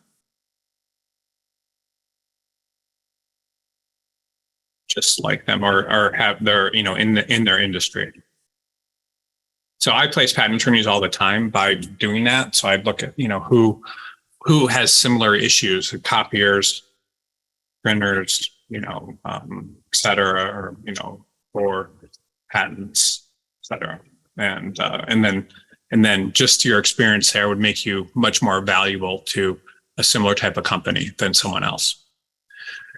Okay, here's another one, professional summary. Accomplished attorney with extensive experience providing legal and strategic counsel to business leaders, managing client relationships. It's got some broad ways of business policy and regulatory, identifies elements of process improvements. Okay, so all this stuff is just kind of expected of an attorney, so it's not, and again, I wouldn't add, anytime you're writing stuff that just kind of sounds like what anybody else does, it's all this language is doing is, and again, everyone's doing this on their resume, so I just want to be very clear that you avoid this because you're taking people in different directions and people are trying to figure out what you do. The worst resumes, by the way, are the ones that make it difficult for the employer to figure out what it is you do exactly. Okay, so the person is listed all these bar admissions, so I'm assuming they're admitted in New York. So, but you would just say New York. York. And then, only reason you would say anything about the state of California, Connecticut pending would be as if you were trying to apply to firms in Connecticut. So a lot of times firms or people get, and you want to always spell the stuff out, but you don't need to talk about being admitted or pending in Connecticut unless you're trying to get a job in Connecticut. You talk about New York if you're trying to get a job in New York, but you don't bring up Connecticut because the idea, if this person was, so you can see here the person's currently working in New York, and so the problem with that is if they're trying to work in Connecticut, if they're trying to work in New York and they've taken the Connecticut bar, that's basically showing people that you're violating these rules. Like, will the person do the job long term? Is probably not what's going to happen. They're more likely to be looking for a job in Connecticut at some point. And so New York law firms are going to be nervous about seeing that. Again, a lot of firms in New York want people to have a Connecticut bar. So I'm not saying there's anything wrong with that, and there may be an explanation for that. But typically you want to be very careful with that. Now, this person may have graduated, I don't know what date they graduated. If this is correct, or we moved it around. But you need to remember that the rule is under 5 years, you typically will move this over 5 years, you move all this stuff to the bottom. So you would move it, right here. We just see here, down here, and then you go up. And let's start looking at this resume. There's an awful lot going on. It's an awfully long resume. Okay, so the bar admissions, again, same thing. You would just put it down at the bottom. You would say admitted and, you put it at the end.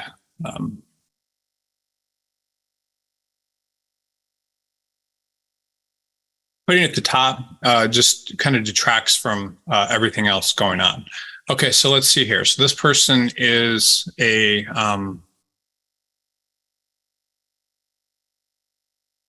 Okay, I don't know who we've been. I'll just say that this person is at this firm. Okay, let's see here.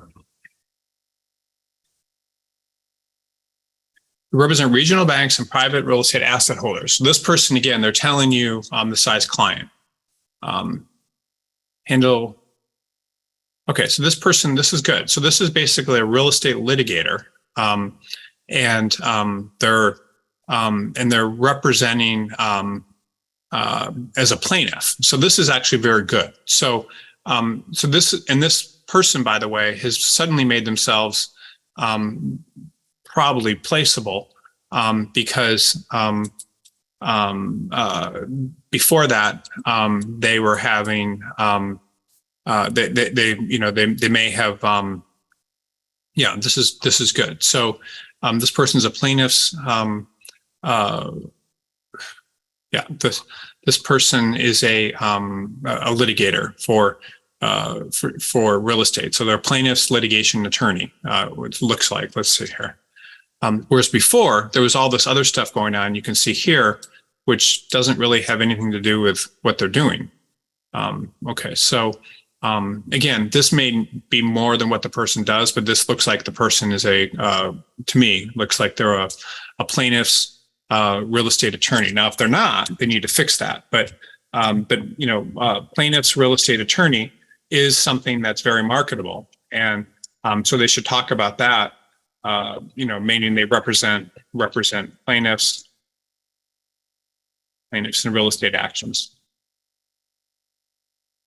So just something along those lines, and then you can put a lot of this stuff in here. Now, the problem is this person's had a 8-year career, so you don't need to say served as co-leader, one plaintiff, negotiated. You basically want to talk in generalities about the person should be talking in generalities about the work that they've done, and not necessarily talking about internal disputes. And I would be very careful about anything that that detracts from that, and just try to make it seem like you do one thing. So then you get into this. So let's talk about when this person went to law school. Okay, so there's a lot going on here. So, so all this needs to come out.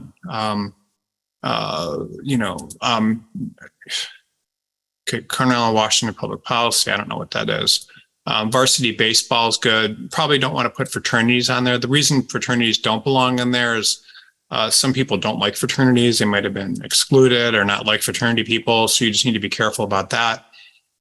This stuff all detracts from the being a real estate plaintiff's attorney or whatever this person is. We'll figure that out in a minute. So that would come out. Community service.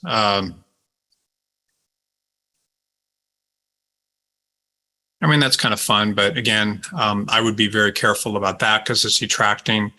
I would, again, be careful about this. It's detracting from being that.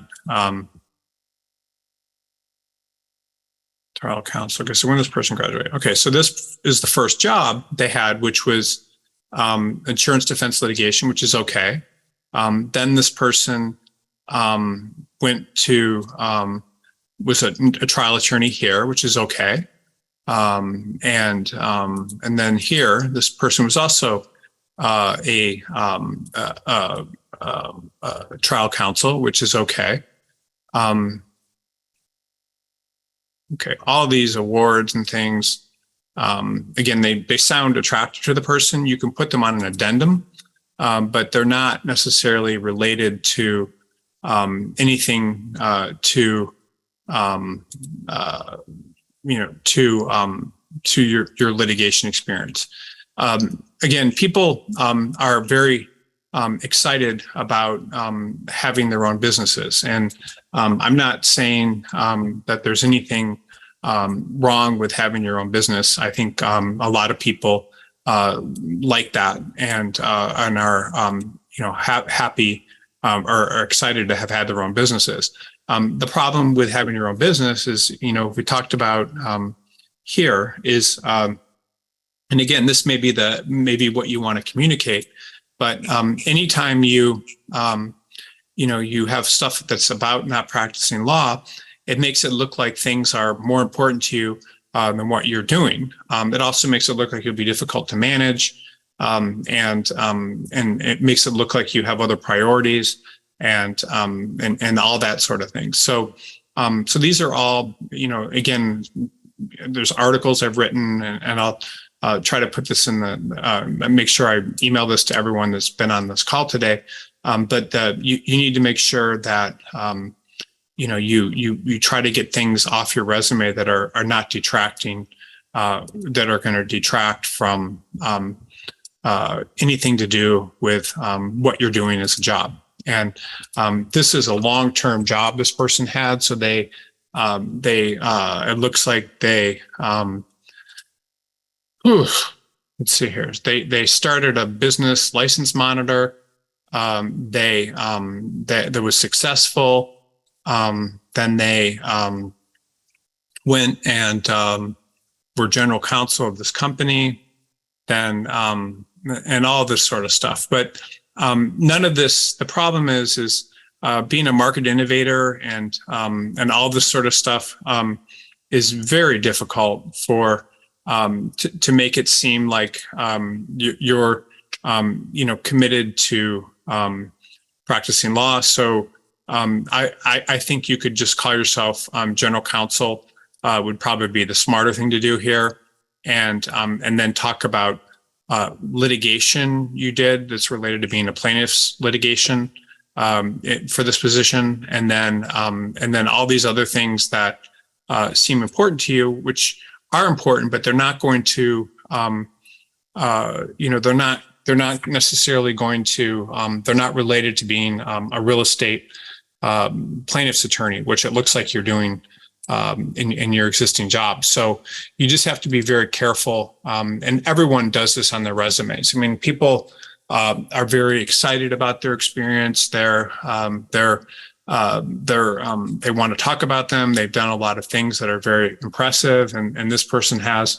But the problem is all of this stuff can And again, this position, the person was co-founder and CEO of a business while they were working for a law firm as trial counsel. So you can see here these dates overlap. So the problem that law firms are going to think when they see this is they're going to be like, well, why would I hire, even in-house companies, why would I hire this person if they're going to go start their own business while working for me? So all this stuff is very good. There's nothing wrong with any of this, but the problem is in order to get a position, you need to look very focused on doing essentially one thing. And that one thing needs to be consistent. So if this person, I'm just telling you, if they just looked like they were just a plaintiff's real estate attorney, they would have people, they would get interviews with law firms. But now, because of all this other stuff that they do, how is a law firm supposed to make sense of all these interests and things you have? I mean, it's important to understand that all these different things. It's just there's too many things that this person's doing that are unrelated to being just a real estate attorney. And as a general rule, and I don't mean this in a negative way, but attorneys are kind of have to be sort of one-dimensional. That's what clients expect. They like people that are interesting, but they want people that are going to be able to concentrate on their issues and kind of put their heads down and do one thing. And so that's kind of the issue. And this person is very interesting. I mean, they're a former varsity person. They've started all sorts of companies. They've done all these things, and this is very good. There's nothing wrong with this, but this is an entrepreneur's resume to a great extent, and could be a very good resume for a litigator. But the person needs to everyone needs to do this. And this is the last resume we have today, which is, and then we can go to questions in a minute. But every resume needs to make it look like you do one thing. And unfortunately, the message that I've given today, and it really is what it is that everyone needs to almost look, to the extent you can, you need to look, if you want to work for a law firm and you want to work for other people, needs to look very one-dimensional in a lot of respects. And to the extent you don't look one-dimensional as someone that's committed to a practice area, the law firm is not going to want to take a risk on you because it's going to look like you can't be managed, like you don't want the job, like you won't stick around, and that you're not like the people, that are there, because most attorneys have to put their head down and do one thing and concentrate on it. And that's what clients want too. I mean, if you were just one of the clues that I would give you, and these are just clues of, how to think about your resume. And it's important. I think everyone that's on this call it's very smart that you're listening to this, because it could change the direction of your career. But how to think about your resume would be like, what would you want? What would you want if you had a serious illness? Serious illness. Would you want to hire doctor with everything on your resume?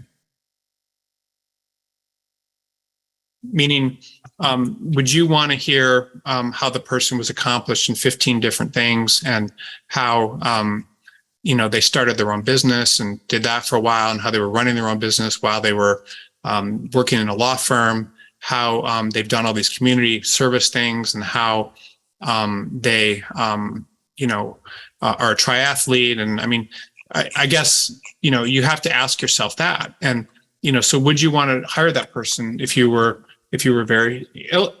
And the odds are, you would want to hire someone that was committed to doing one thing, right? So someone that was doing one thing and did only that.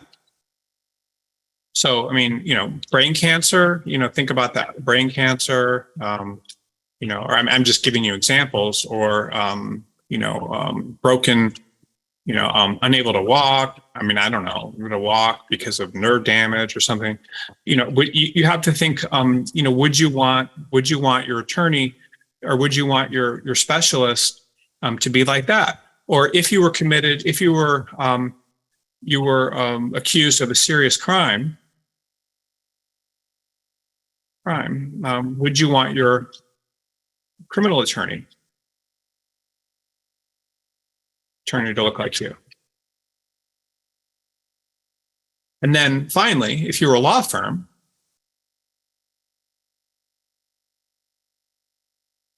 with an opening, would you want to hire someone like you?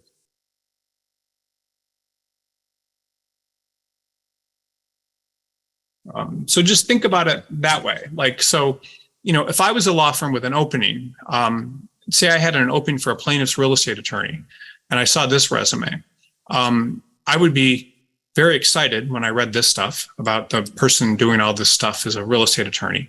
I would not be excited when I read the professional summary areas of expertise, but I would be excited about this. And then when I started seeing this person was a strategic advisor and a consultant and a general counsel of Glamour Mom, which I don't know what that is, but and then did all these awards for things unrelated to real estate. And everything I looked at was unrelated to real estate. And then I got down to, 2002, then they were doing some trial work again.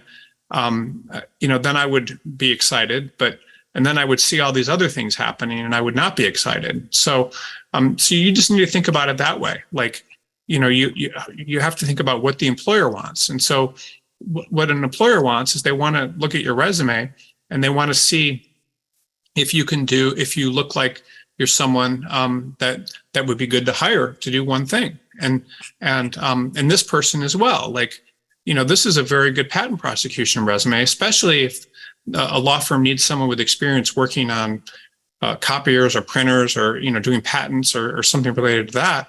But the more you get into other stuff, the more it detracts from that. And so that's kind of the big thing, I think, with all these resumes we've looked at today, is everything needs to really come into to a focus of what one thing is, and very few people do that, and that's the problem. Like, you have to.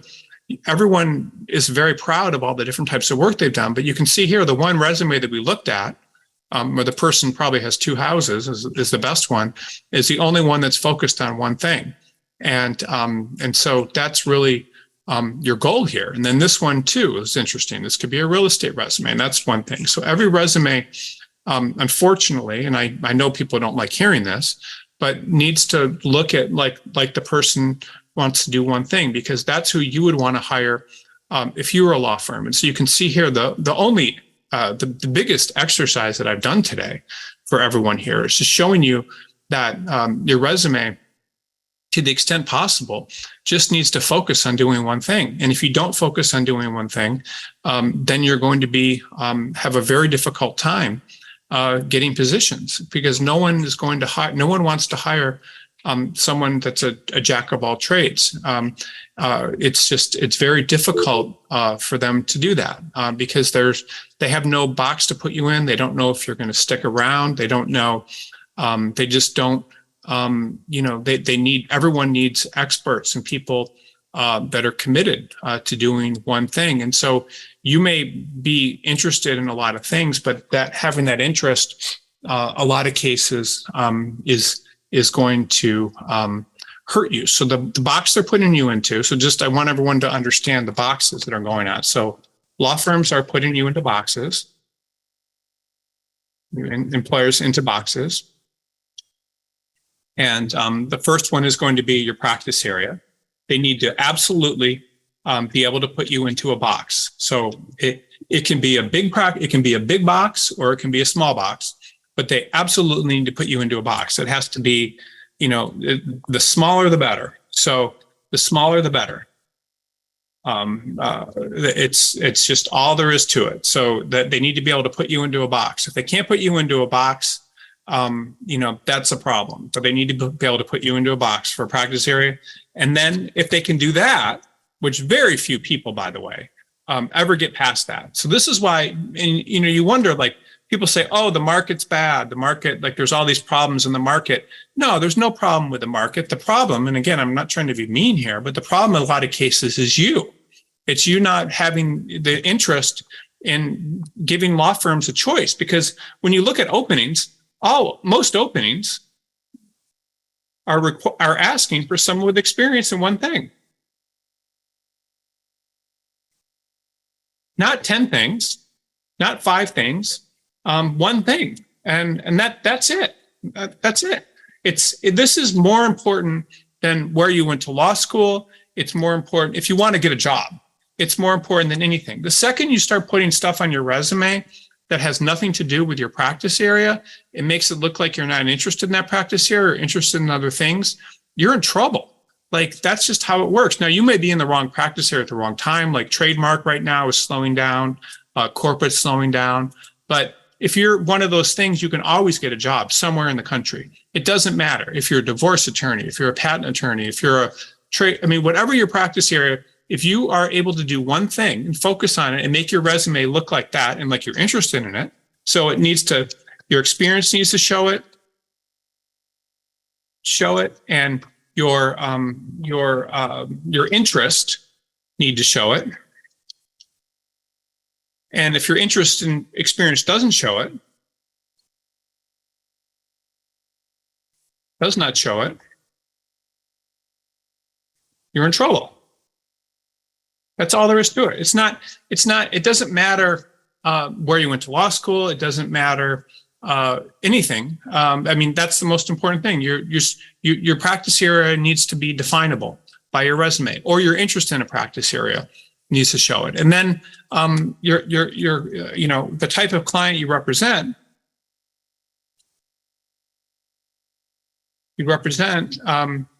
also needs to be discernible. So, and I'll put this link up here. But do you represent do you represent individuals? Do you represent, what do you represent? Who do you represent?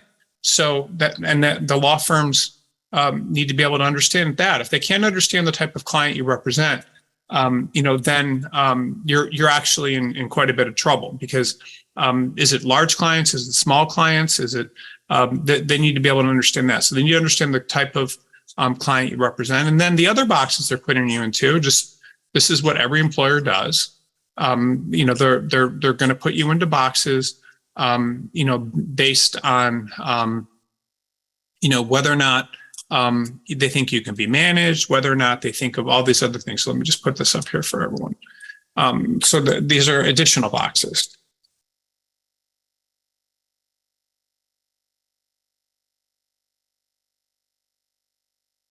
So, can you do the job? That's basically your practice area and client type. So the practice area, if that matches, you're okay. Right? So if you worked at a big firm representing big clients, and it's a big firm with big clients, that's fine. You can do the job. But then, can you be managed? Do you have a bunch of stuff on there? Is there a bunch of stuff?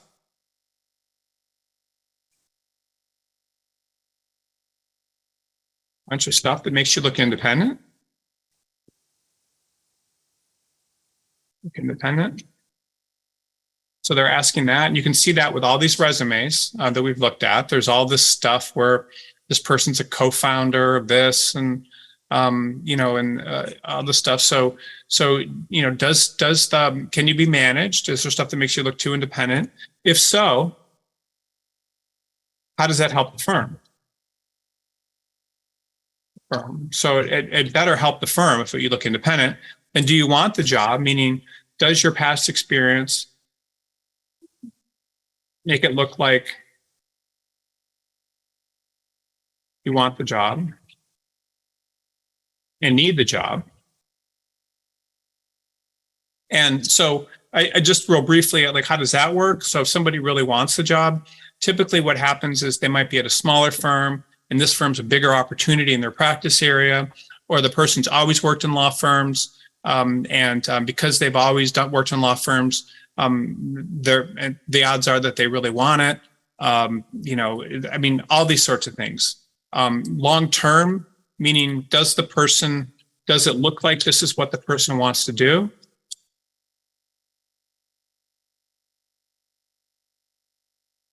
wants to do, and do they stick around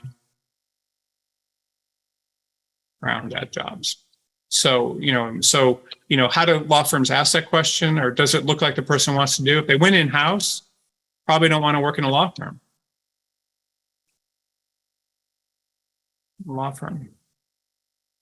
If have other interests that aren't compatible,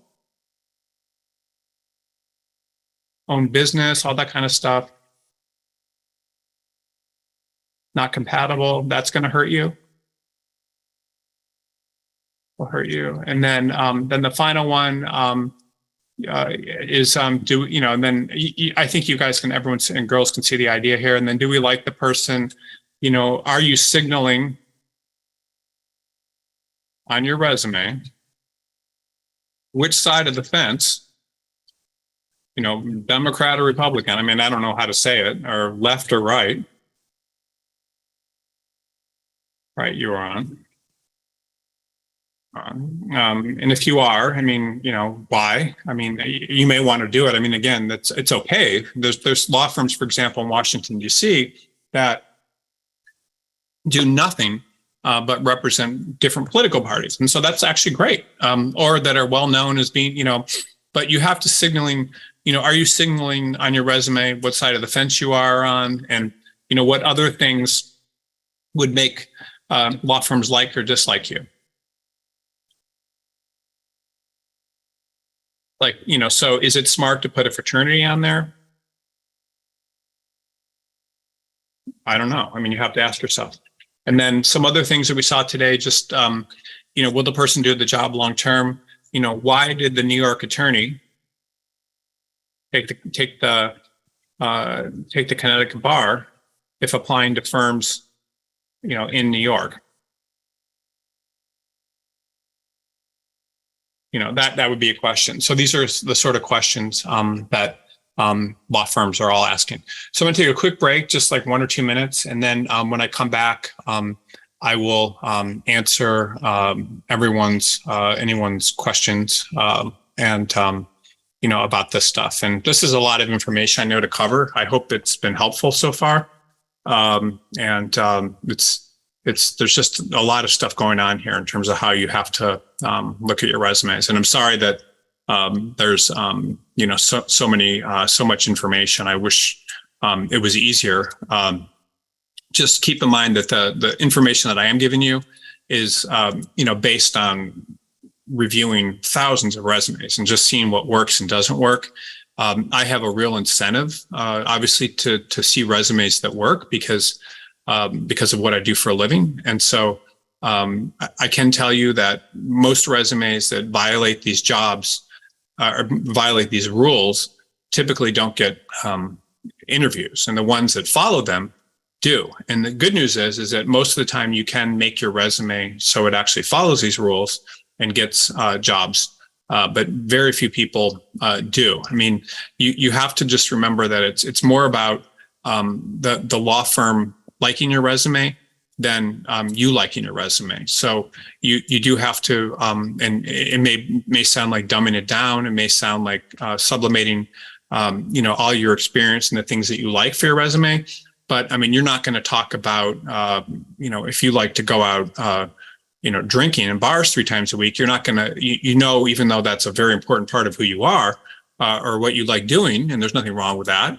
You're not going to put that on your resume because it's going to turn off employers. Well, it's the same thing with putting on irrelevant practice areas or irrelevant experience. You should think the same way because it's, in a lot of cases, I mean, it's not as bad, obviously, but it's going to make it difficult. And everybody needs to be able to put you into a box, whether it's a recruiter or a law firm or whatever. And when I look at resumes, this is really the only thing that I'm concerned about is how focused the person's resume is on one thing. And most people are able to do that. But if you follow these rules, but very few people end up doing so. So I will take a quick break. I'll leave this up. But again, these are some resume rules. I'll probably turn this into an article at some point. But just remember that, law firms hire specialists and not generalists. There's, you need to be careful, about, listing all these law school and college activities on your resume. That's usually, unrelated. So these are kind of all the ones we came up with last time. The biggest piece of advice too is that law firms don't like dabblers. They want people that are committed to one thing. It's the same thing if you were hiring an attorney or you were hiring a doctor. You would want someone that hasn't done 15 different things. That would turn you off. If you went into a doctor and you had, for example, a very serious skin condition, and the doctor talked about how they were really interested in children's pediatrics, and they thought about being an orthopedic person, and then they went to did a fellowship for. I mean, they talked about everything else besides what you were interested in, or what your problem was. You would run for the hills. Well, that's the same thing that law firms do.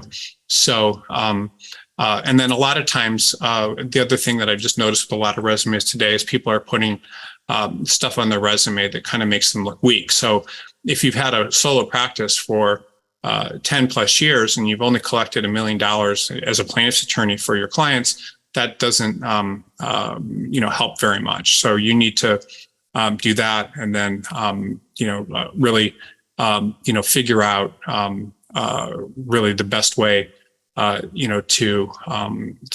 make yourself that. And then one of the other things I just recommended, a lot of these resumes, when you saw the summaries and things were written, they talk about how great the person is, and your resume should allow people to reach those conclusions.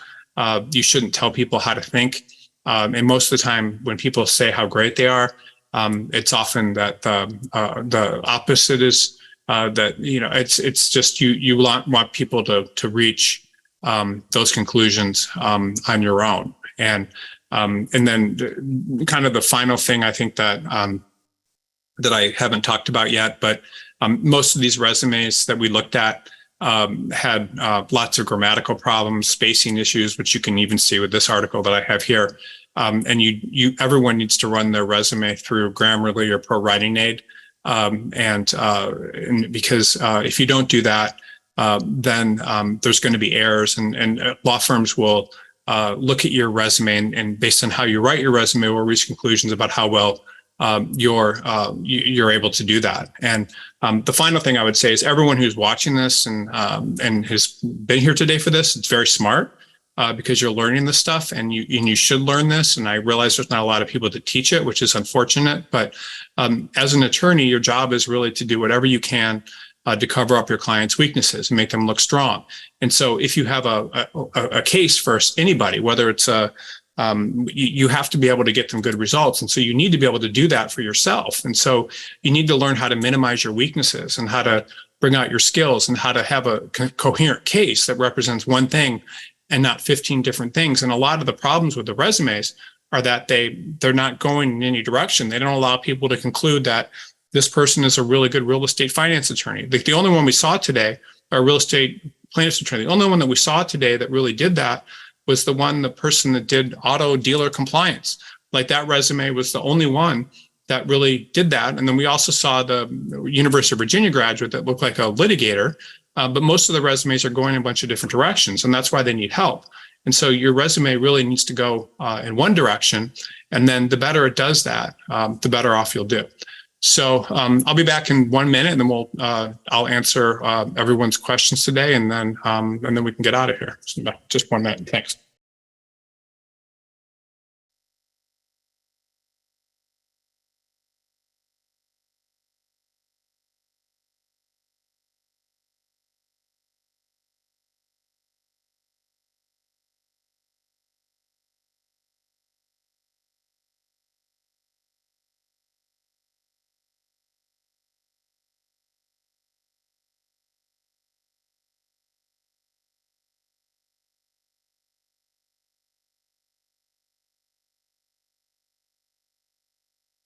Oh, and then just real quick, if anybody didn't have their resume reviewed today, we do these, they're done every quarter. So they're always at the beginning of the quarter. So this is beginning of the second quarter. So we will do another one of these, obviously, the beginning of next quarter too. And then I think what we'll also do next week, so we also do a cover letter workshop. So the cover letter workshop will be, I think, next week. So I'll send around an invite for that as well. Okay, so let's go to Q&A. Wow, there's a lot of questions. Okay, someone said, will we get this document? Yes, I will. I will send to everyone that was on the call, I'll send the resume stuff about that. So here's the first question. This is actually a good question. It's, what are some tips for attorneys looking to switch practice areas, and how can they effectively talk about that in their resumes? So just give me 1 second. Okay, so switching practice areas is very difficult. So and there's a lot of reasons for that. And it's certainly possible to switch practice areas, but if you want to switch practice areas, your resume needs to give the impression that, you know, there's a reason for a law firm to take a risk on you. So so the idea, and this is for a law firm, you know, what is it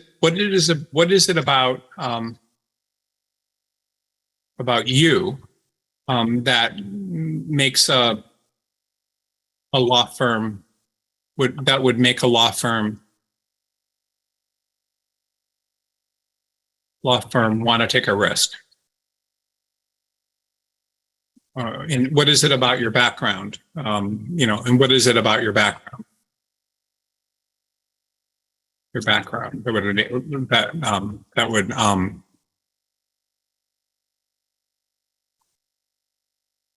law firm want to take a risk. So these are kind of big questions, and so in order to answer that, you know, what I would say that, you know, my question would be, you know, why would a law firm take a risk? And so here's the reason. So the first reason that a law firm would take a risk is if your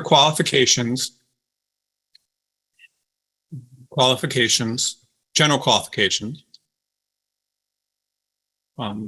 general, are much larger, are much better, than the attorneys in the firm, than the attorneys in the firm.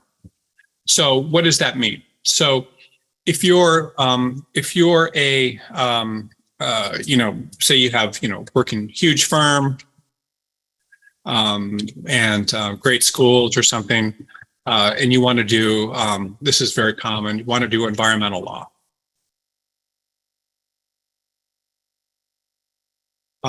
You have to find a firm that's willing to take a chance on you. So many times, the only firms that would be willing to take a chance on you, I'm just saying, you know, how that works, only firms willing to take a chance would never be able to find someone like you otherwise. Someone like you otherwise. Meaning, what does that mean? It means they're in weird location. So it'd be like, one example would be a woman I know that was working in Palo Alto for a huge firm to Bakersfield to do environmental work. And this is a true story, someone I know very well.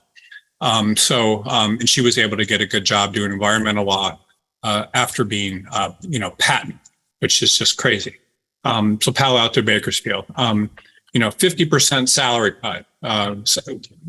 cut, you know, massive prestige, massive decline in the prestige level of the firm. So, you know, going from a 5 rank to a 3 or something along those lines, you know, that's the other way. Or so that's one way. But the other way to do it too, which I think is actually very important, is there are other ways to do it. And so one of the ways a law firm would be is if you had previous interest in something.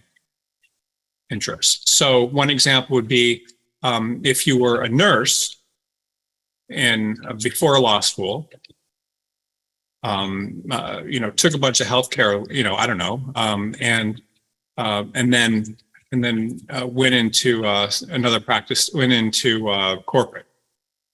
It would stand to reason that you would be interested in healthcare or medical malpractice, and so you can often get a job that way, and so you can be interested. The other thing that people do all the time, a very common one right now, is people that want to do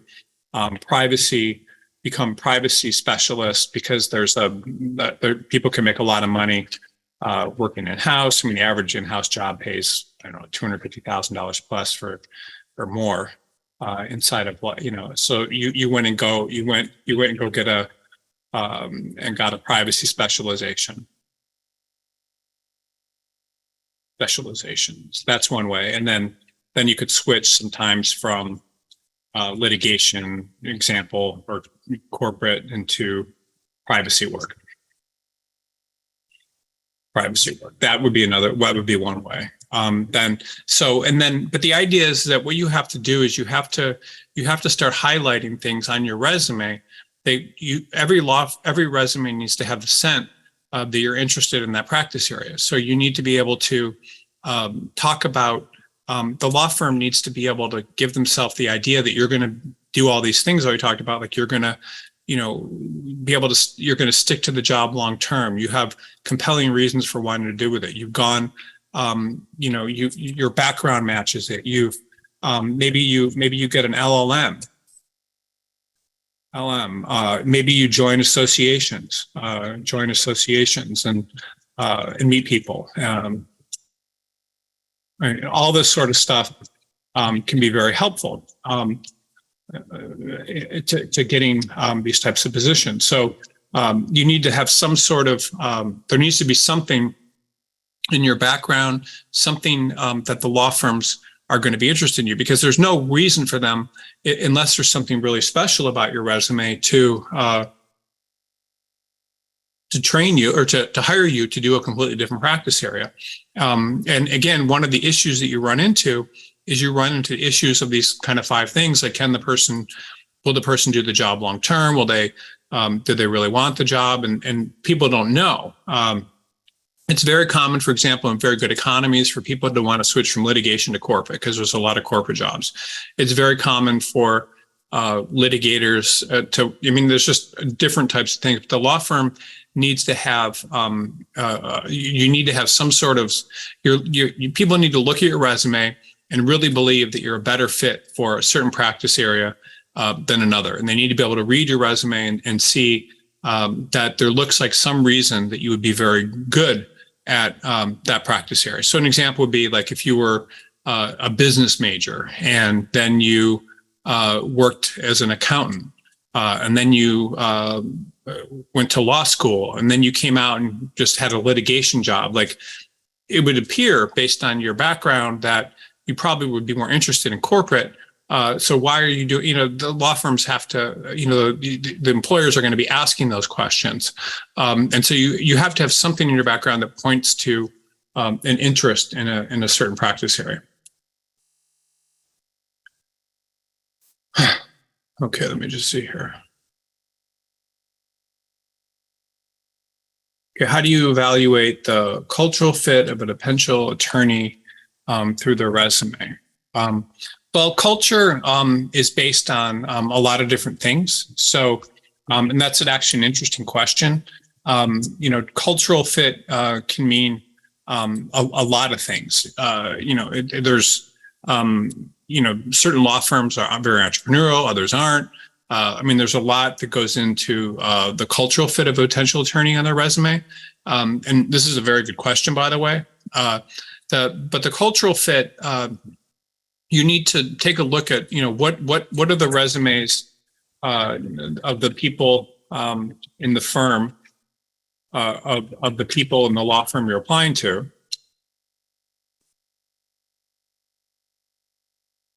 Look like.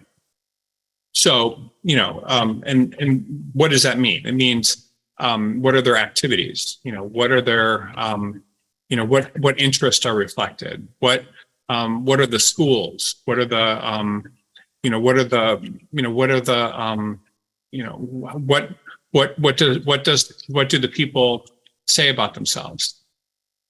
What does the law firm say about them? So, and sometimes, and that's a good question. So, so some law firms, you'll look at some law firms, not all, but some of them. Some law firms may, brag about pro bono, or brag about pro bono, or all that sort of thing, and all the attorneys may talk about it. And if that's the case, that's a good that would be a cultural fit that might be good for you. I mean, and then you just have to see, or some law firms maybe composed of all women, or you just don't know, women, or all, I don't know, men, or former athletes. And, so you just have to kind of look at what is the cultural makeup of the law firm look like? And this is a very good question, by the way, because law firms do tend to hire people that are good cultural fits. It's not necessarily that they're hiring for that, but they tend to attract certain types of people, and they like certain types of people. So law firms all of them have different cultures, and that will come through on your resume, and they're looking for people that are similar to them. So whenever you're applying to firms, what you're doing is they're looking at you, and they're basically hiring you based on whether or not you look similar to them. Now, that doesn't necessarily mean the culture, meaning your activities, interests, and schools, but it's going to help. Meaning, if you're a law firm composed of diehard Republicans that are all members of the Federalist Society, and you submit a resume that looks the opposite of that, you're probably going to have a hard time. Whereas if you submit a resume that is all about that, then you're going to have an easy time. So you just have to understand the cultural fit of how that relates to things. What's interesting, and I don't want to get too far into this, but law schools typically will promote your resume looking a certain way.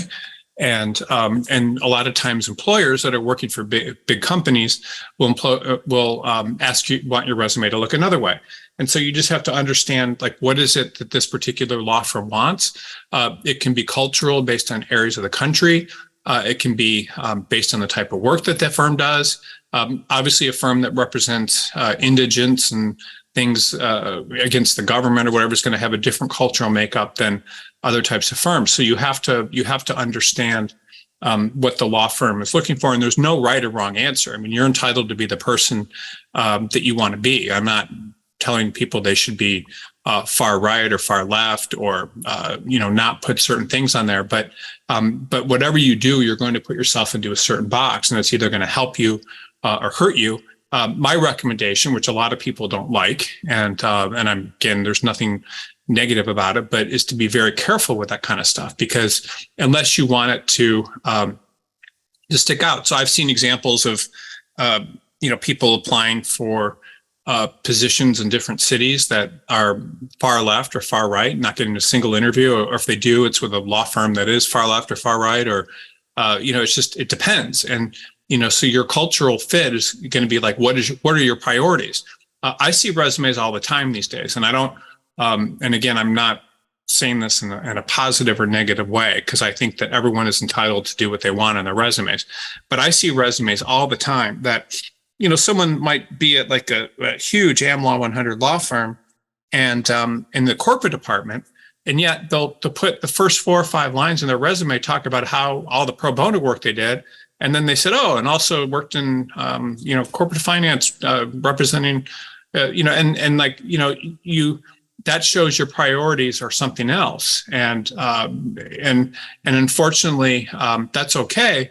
But when law firms are hiring people, they're hiring people whose priorities are typically going to be related to your practice area and wanting to work there. And so anytime you put something that's cultural different, is going to help. Sorry, let me just. It's going to could hurt you. So you need to be careful of all the cultural signaling you put on your resume, because that's how people are evaluating your resume that way. And again, it can help you, but it can also hurt you. So and you just have to be careful. It depends on what kind of clients you want to represent. You want to be representing, what type of box you want to put yourself in. And so just look at it from a very high level. What I often see are people that don't have a lot of success in the job market are putting things on their resume that are sending the wrong, that they can't possibly get a job in the type of employer they're trying to apply for in the market based on the kind of cultural signaling they're putting in.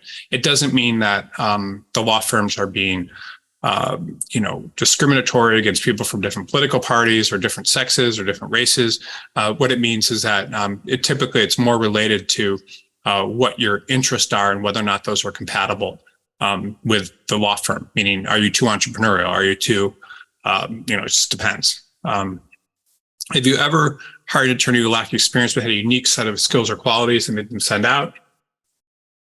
Yes. I mean, law firms love that. So law firms love high achievers. So I've seen, literally, attorneys, I've represented like lots of attorneys that have been like Olympic athletes or, had or professional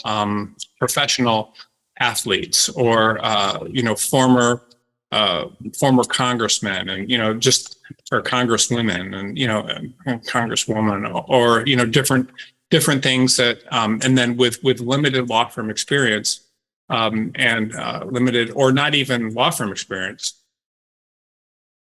or not even law firm experience, that people just fall in love with. So, and I mean, I had one woman, I just remember she was moving to, I don't know where it was. It was like from Chicago to DC or maybe Chicago to, I don't know. And then another one moving, I mean, like Olympic athlete, like people like that are, that have very high achievers and that are high achievers in things that aren't easy to be a high achiever in, will often get lots of attorneys. Lots of interviews when normally, someone that didn't have those kind of experiences would hardly get any.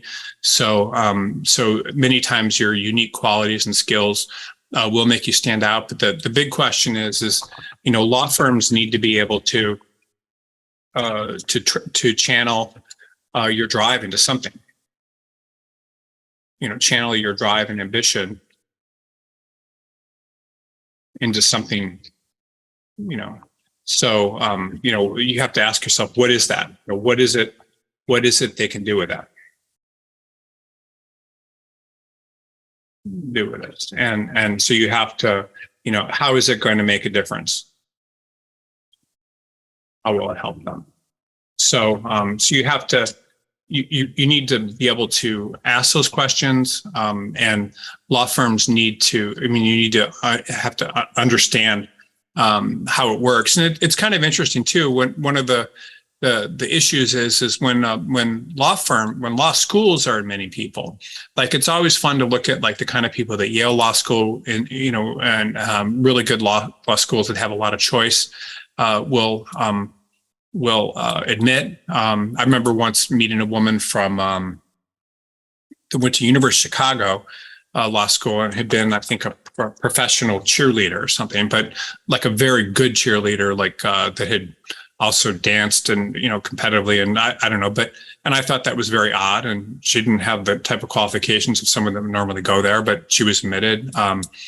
People like the woman that I don't even know were Prozac Nation, went to Yale Law School. And I mean, there's like just different people sometimes at the best law schools will pick up that don't necessarily have the qualification. And again, I don't know that all these people didn't have the qualifications, but that I don't believe they had the normal types of, 3.9 and, 175 and their LSAT type qualifications. But it's that way with law firms too. Like law firms, if they believe that you have a lot of drive and ambition or focus on something, then they can channel that into something. They love you. I mean, and they will hire you. But you need to have some sort of a specific, drive or unique skills or something that they believe can help them.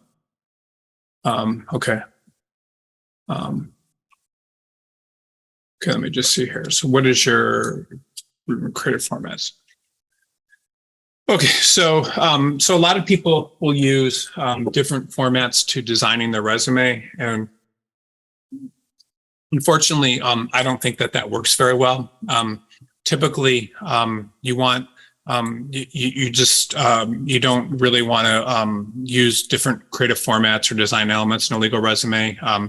Really, what you need to be able to make to distill things down into or down and make it readable.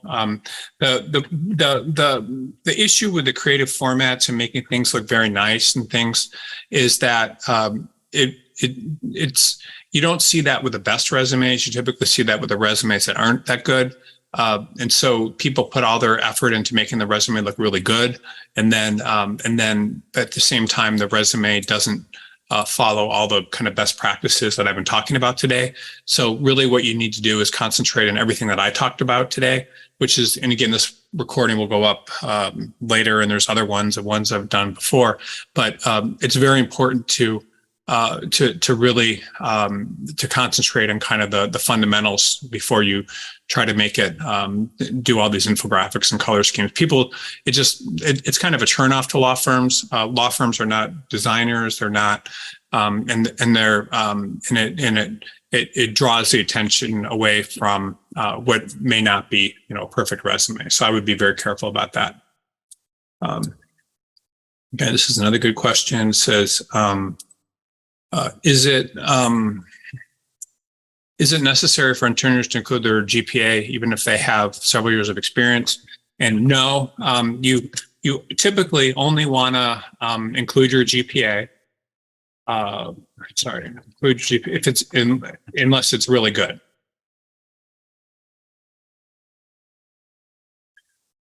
Unless it is really good, and if not, leave it off. So there's no reason to include your GPA unless it's really good, because typically it's just going to draw attention to the fact that it's not good. Unless it's you're at the top of your class or something along those lines, you really don't want to include it. You can, if you did really well in college, sometimes include it, but in most cases for law firm resumes, you're much better off leaving it off unless it's exceptional. And when people get more senior, it's the same thing. Even if you were like in the top 15% of your class at a good law school, you typically wouldn't leave it on unless it was, unless there was some reason to, because it starts looking a little weird. I mean, you can put order of the coif on there, and you can put, I think if you went to Columbia, a lot of times I think the top third is like a Harlan Fistone scholar or something, maybe better than that. I'm not sure what it is, but sometimes people will put those things on there. But other than that, it's not, necessary. This other question, I didn't put the person's name just because I don't want to make sure it's not the same person. It says there was a resume, a landmark, where the person, essentially what this person had done was they had been at a company called Landmark as a general counsel for several years. And then their previous job was a mortgage foreclosure practice. And now they're applying for in-house employment. So the key there would just be to put your last job and the title you had, and then just say something like broad-based litigation practice, litigation practice with with some corporate or something. And you don't need to say a lot, but the problem with that resume was that what you were doing is you're essentially saying, or this person was essentially saying that what they were doing was consumer litigation, and then And then they went from doing consumer litigation to basically representing a company in a completely different practice area, which is corporate. So you just don't want to draw anytime you have different types of jobs. So an example would be, this is just for everyone's benefit, would be, your current job is maybe personal injury litigation, personal injury defense, and then last job was trust and estates. And then last job was, these kind of things was, personal injury plaintiff's work.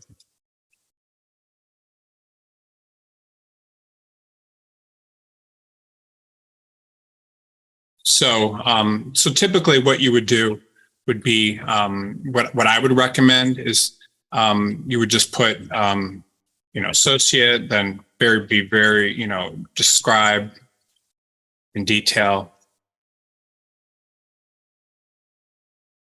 what doing, and then here you would just put associate, and then, not spend a lot of time, and maybe highlight anything related to litigation. And then here, talk about, just call yourself associate, and just talk about litigation. So you basically, the idea is anytime you're doing different things, you need to de-emphasize that. You don't want to lie. So I'm not saying, and the law firm can ask, or they may actually know what the other law firm does, but you don't want to lie. But really, but you need to you need to basically de-emphasize. You want people to read your resume and be convinced that you're committed to doing one type of practice. So this person spent 19 years doing mortgage foreclosure, then the past 10 or 15 years has been doing in-house corporate counsel. So you don't want people to read too much into this previous experience. Whereas if you were trying to get a job as a personal injury defense attorney, then you probably wouldn't want to talk a lot about having done trust in estates and then personal injury plaintiff's work. You would just talk about anything related to that. And if you were doing, sometimes people do these major practice area changes, which is okay, but law firms really don't want to hear a lot about it. They want to think that they're hiring an expert doing one thing, just as you would not want to hear that your brain surgeon was doing, something different from brain surgery in these past two jobs. And then this job, you would just want to hear maybe that they were working in a hospital doing something. You wouldn't really want to go into too much on that. Okay, so let's see the next question. How should attorneys approach including references on their resume? Typically you don't want to list them. If people ask for them, give them. You don't want to say references available on request. You don't want to, you do not want to say anything about references. Anything about references. And there's a lot of reasons for that, but I mean, the idea is the idea is that you want the law firm to ask for them.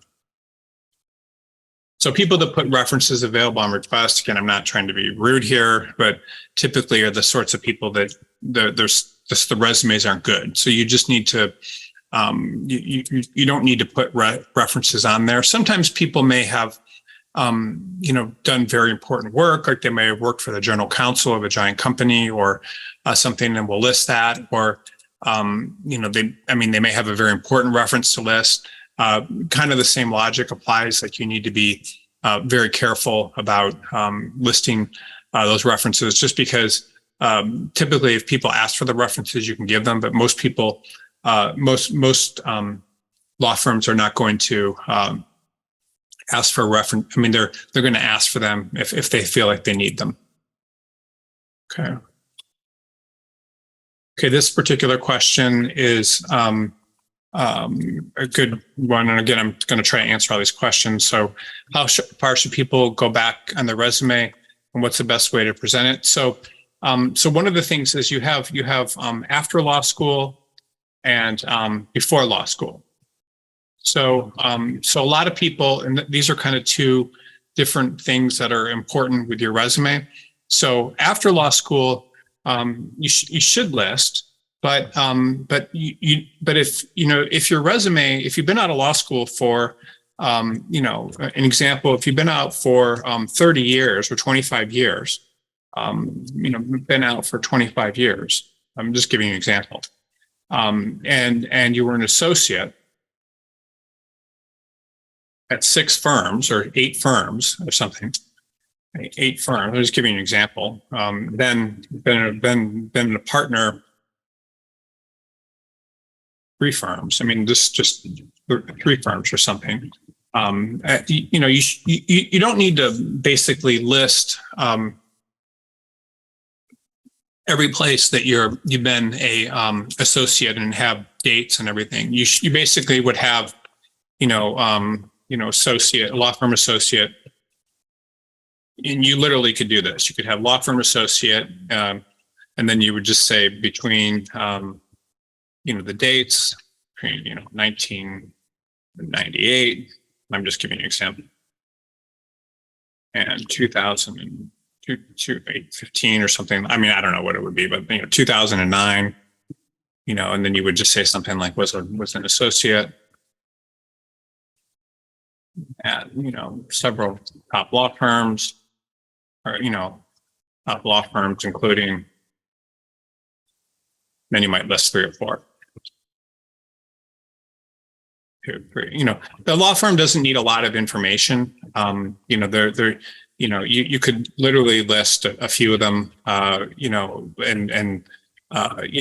that. I mean, literally, if they need all that information, they'll ask, but you don't really need to give a lot of detail, especially if you had a ton of jobs. So you just need to be careful about that. You're basically, you want people to look at your resume and believe that you have the experience to do a certain type of job. And then in addition to that experience, that's all they really need. You don't want to suddenly detract them from the fact you've had a ton of different jobs or that sort of thing. And then you have your before law school jobs. So you need to be careful with those. So you only really want to list those. You only want to list those typically if these jobs are relevant to what you're currently doing. That's okay. But if not, no. So no reason to. So so you might have been a paralegal for 10 years. Probably not, paralegal at 10 different firms or 5 firms in 10 years. You don't need to, you don't need to talk about that. You could just say I was a paralegal, prior to law school, I was a paralegal or something, but it's not really relevant. Or you might have been an engineer prior to becoming a patent attorney. So that's okay. You could list that, but just, you don't need to give a lot of details. You just put, a few lines about that. Or you might have been, an environmental consultant before becoming an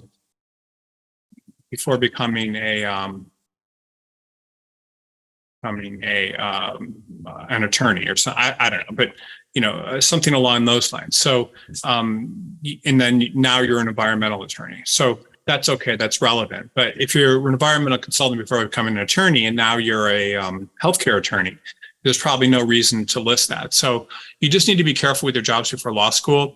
All law firms are looking for is, does this person, they're looking for a scent. And the scent is, does this person look like they fit what we need?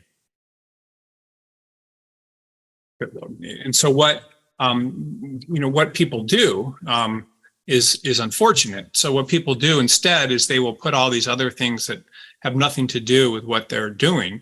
And because they do that, it ends up hurting them. So you need to be very careful about listing things or giving law firms a scent that you're doing something completely different than what they need. It needs to look like you're 100% committed to whatever their practice area and stuff is. So an attorney that's been out for 25 plus years, or even say 30, and has worked at 11 law firms would basically talk about, and maybe one of them was as a litigator and the rest of them was corporate, or one of them, you just talk about the fact you're a law firm associate and some of the work you did, but make it consistent with whatever the practice area is. So this is the big mistake that people make, is they confuse people. And so everything needs to look very consistent and tell a story. Like, this is a litigator. This is this is a corporate attorney. This is a patent attorney. Patent attorneys are engineers. Healthcare attorneys maybe worked in the healthcare industry before law school,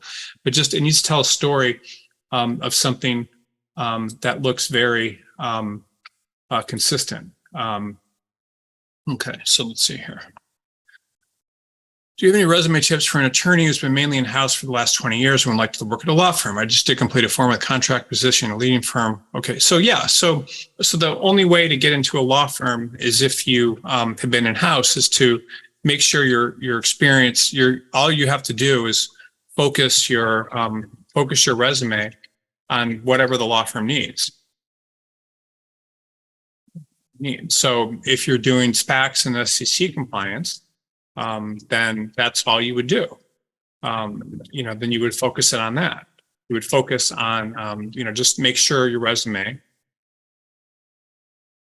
looks focused on on a certain practice area. So law firms, by the way, do hire people from in-house, even after 20 years, but you need to be focused on something that they need. It's even more difficult, by the way, in New York, because New York tends to be very focused. So the problem with in-house positions, this is just for everyone that's ever considered going in-house, with in-house positions, and this is something we've seen today in all the resumes, is that in-house requires specialists. House requires rewards and generally requires generalists.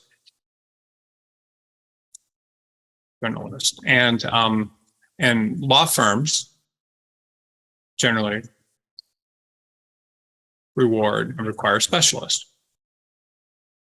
Now, not all law firms do, of course, specialists, especially in large markets. So if you're going to get a job in-house, anybody that's trying to go in-house from a law firm, to go in-house to a law firm, you always need to make sure that your resume looks like it's you try to make it look like you're a specialist as opposed to a generalist. And that's really the big problem with law firm with in-house resumes, is the person will talk about being a manager, or they'll talk about working with outside counsel, or talk about things that aren't related to being an expert, or how they were a COO and in-house counsel. So though you won't have that kind of deep experience, you need to make your resume look like you're a specialist as opposed to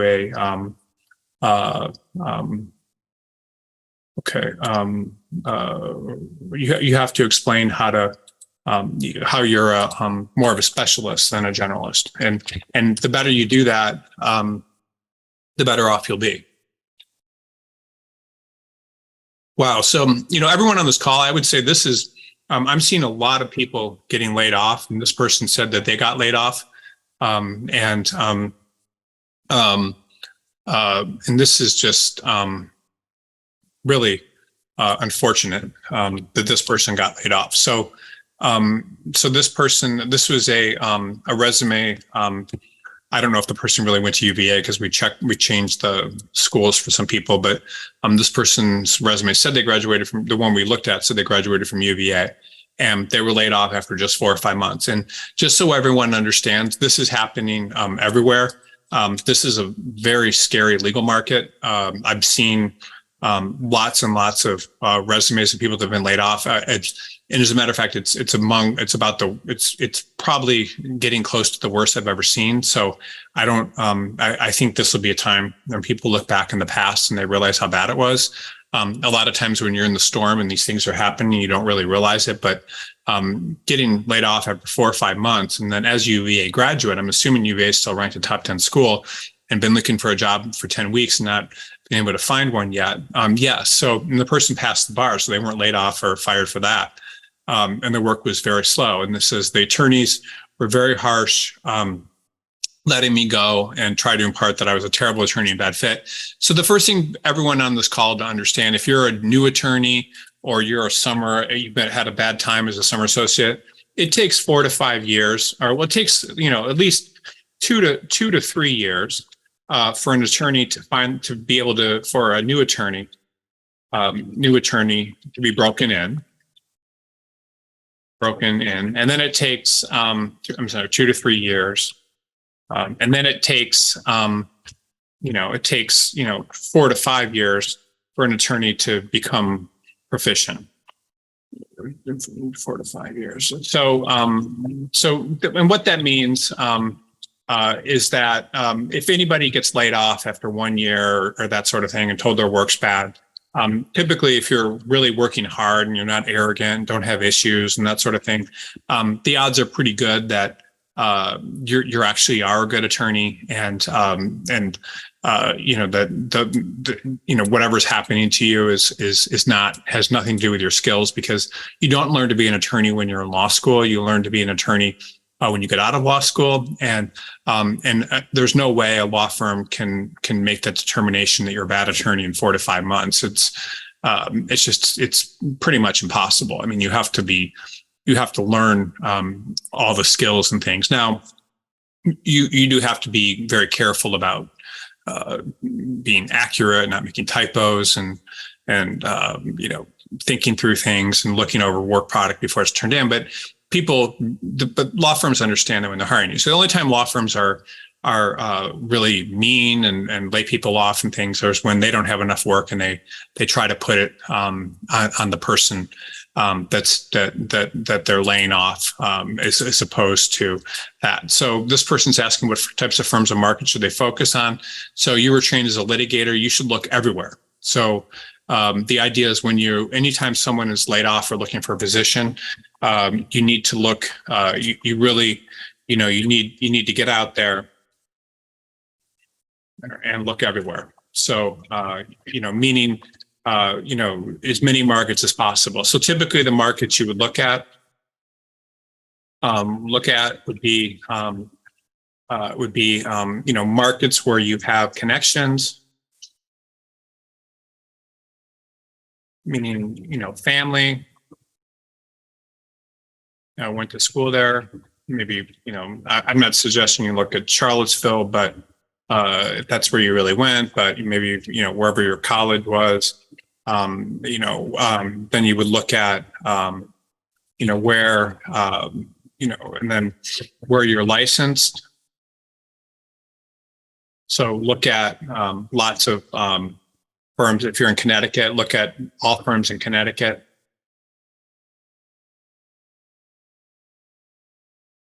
And then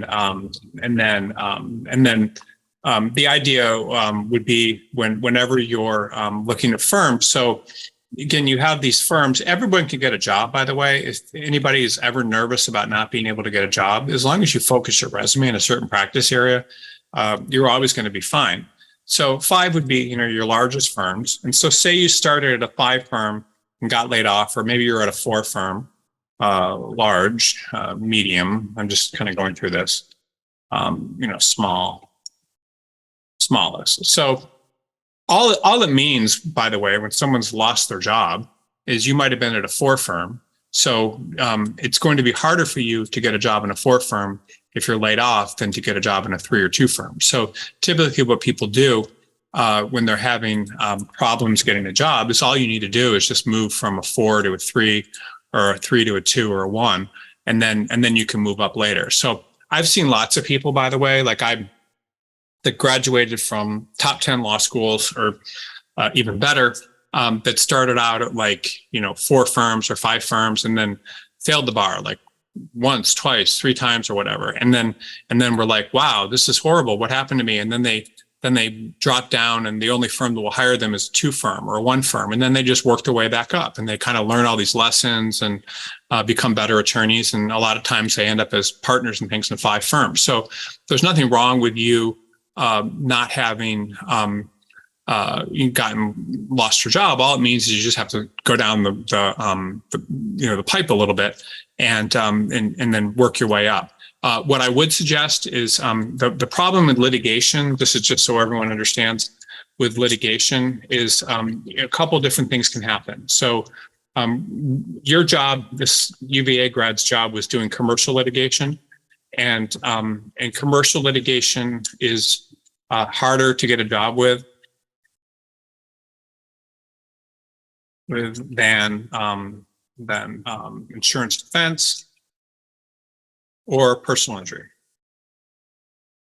The reason for that is just because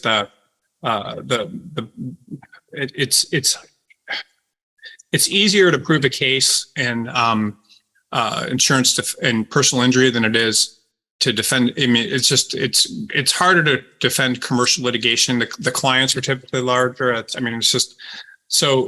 So one of the things that I would be careful about is I would try to, if I was a litigator and commercial litigator, I would try to get a job at a firm doing commercial litigation as opposed to insurance defense or personal injury. But you can always do that. I know lots of very successful personal injury or commercial litigators, by the way, that decide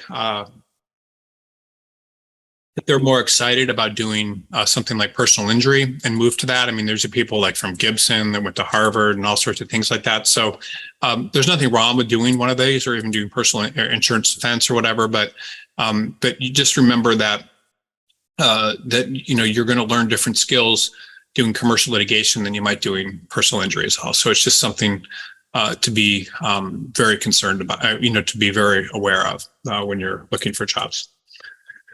Okay. Okay. What is your advice regarding LinkedIn profiles?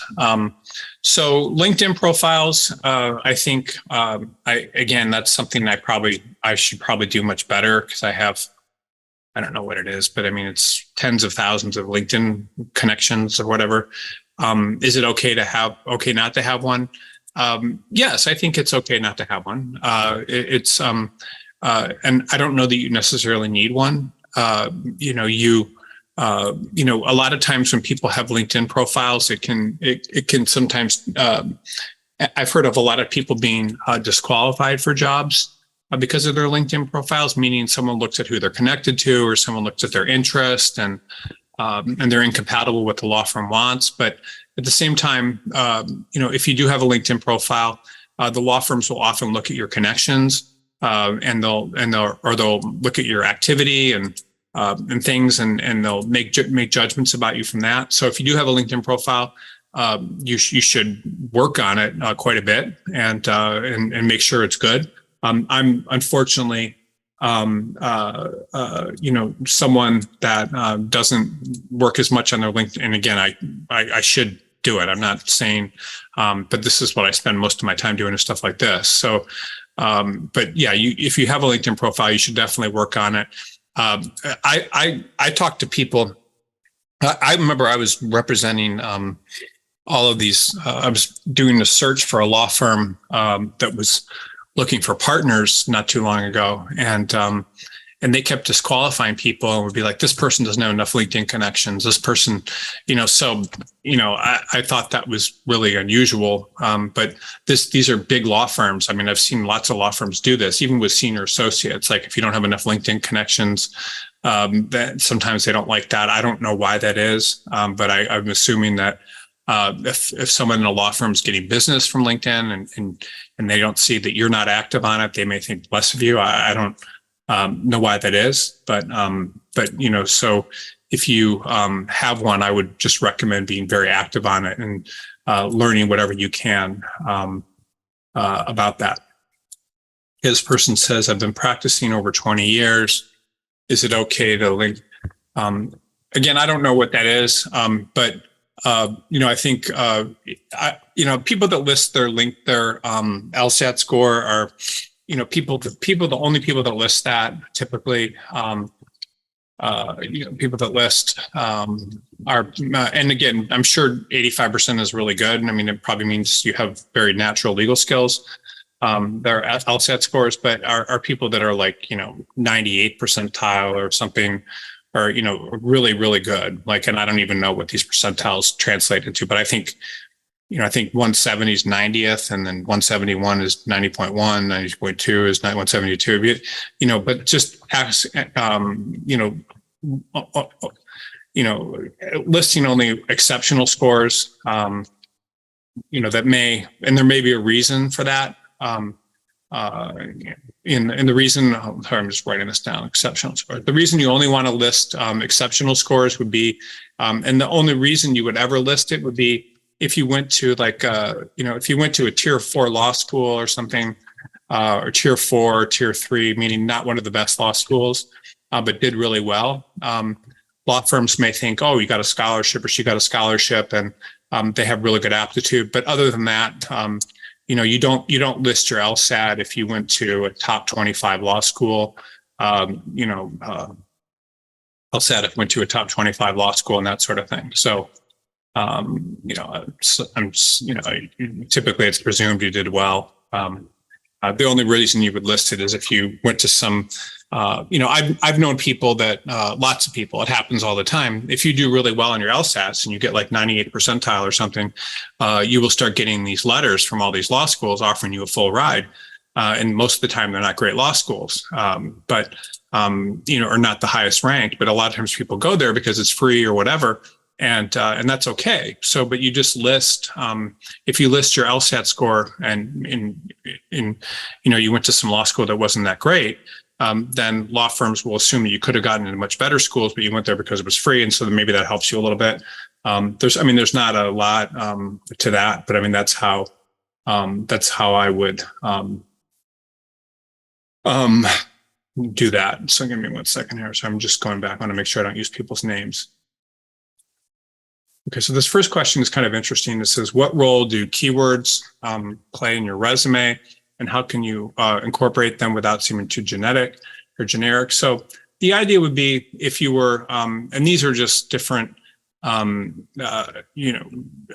of different, different practice areas. But if you were to find a practice area that was, if you were doing, say, employee benefits law, this is just an example. These would be things that would be probably included would be related to that practice area. And so you would take a look at that and just make sure your resume talks about that. So you just want to, you don't want to put the keywords on the resume, but you want people to read the resume and see keywords, or see, things that are related to the specific practice area they need to hire someone for. So, so an example would be, very marketable practice area. I mean, it's kind of interesting is lemon law attorneys. So, and I think these are either attorneys that sue manufacturers of cars that turn out to be bad, or law for, or maybe not sue, but they also defend. And so if you're a lemon law attorney, you would include things that are in job descriptions and also what you do.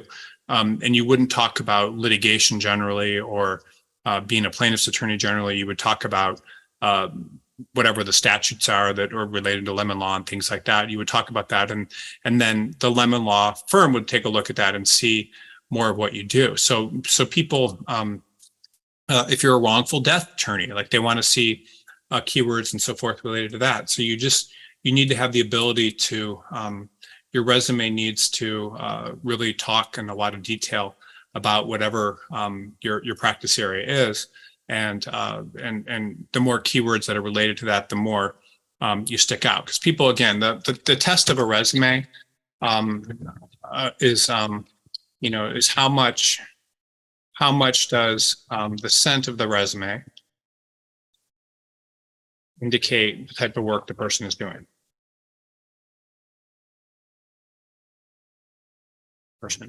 So every law firm wants to hire specialists, and so the more you can look like a specialist, the better. The idea too is you want people to read your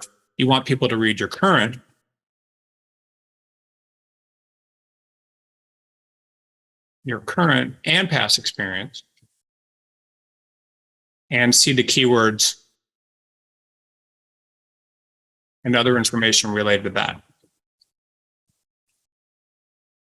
So, and the more of that they see,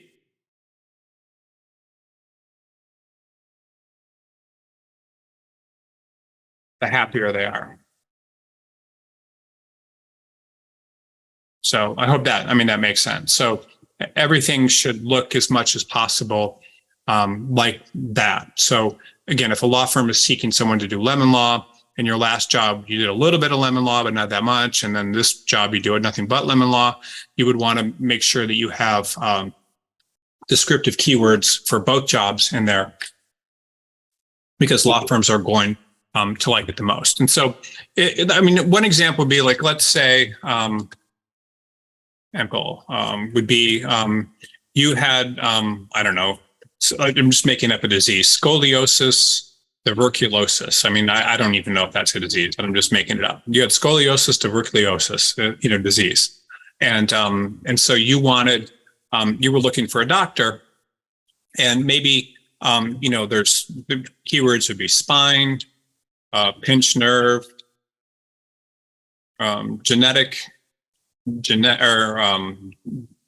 birth spine defect. I don't know. But whatever that is, and these are things that you've been told that you suffered from. Well, if you were looking for a doctor, and they talked about this in their current job and then their last job, and maybe they didn't even do a lot of scoliosis, tuberculosis in their past job, but they still mentioned it in their previous position, you would be very interested in them. Whereas if all you saw was, if you saw something else, which might be, treated asthma patients or, something, you wouldn't like that. So it's the same thing with law patients, would not like. So it's the same thing with law firms. They, they're looking for you to be as consistent as possible in terms of what you do and that sort of thing. So I hope that helps. Okay, how do you recommend? This question, I think I've already answered it, but I'll just go back to it again real quick. How do you recommend attorneys highlight their experience and skills in the resume that catches attention? It's the same thing. So you just need to look consistent, and like you do one thing.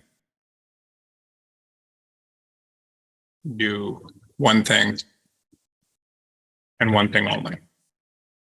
So that's really the most important thing. And then the other thing is sometimes people will undersell themselves.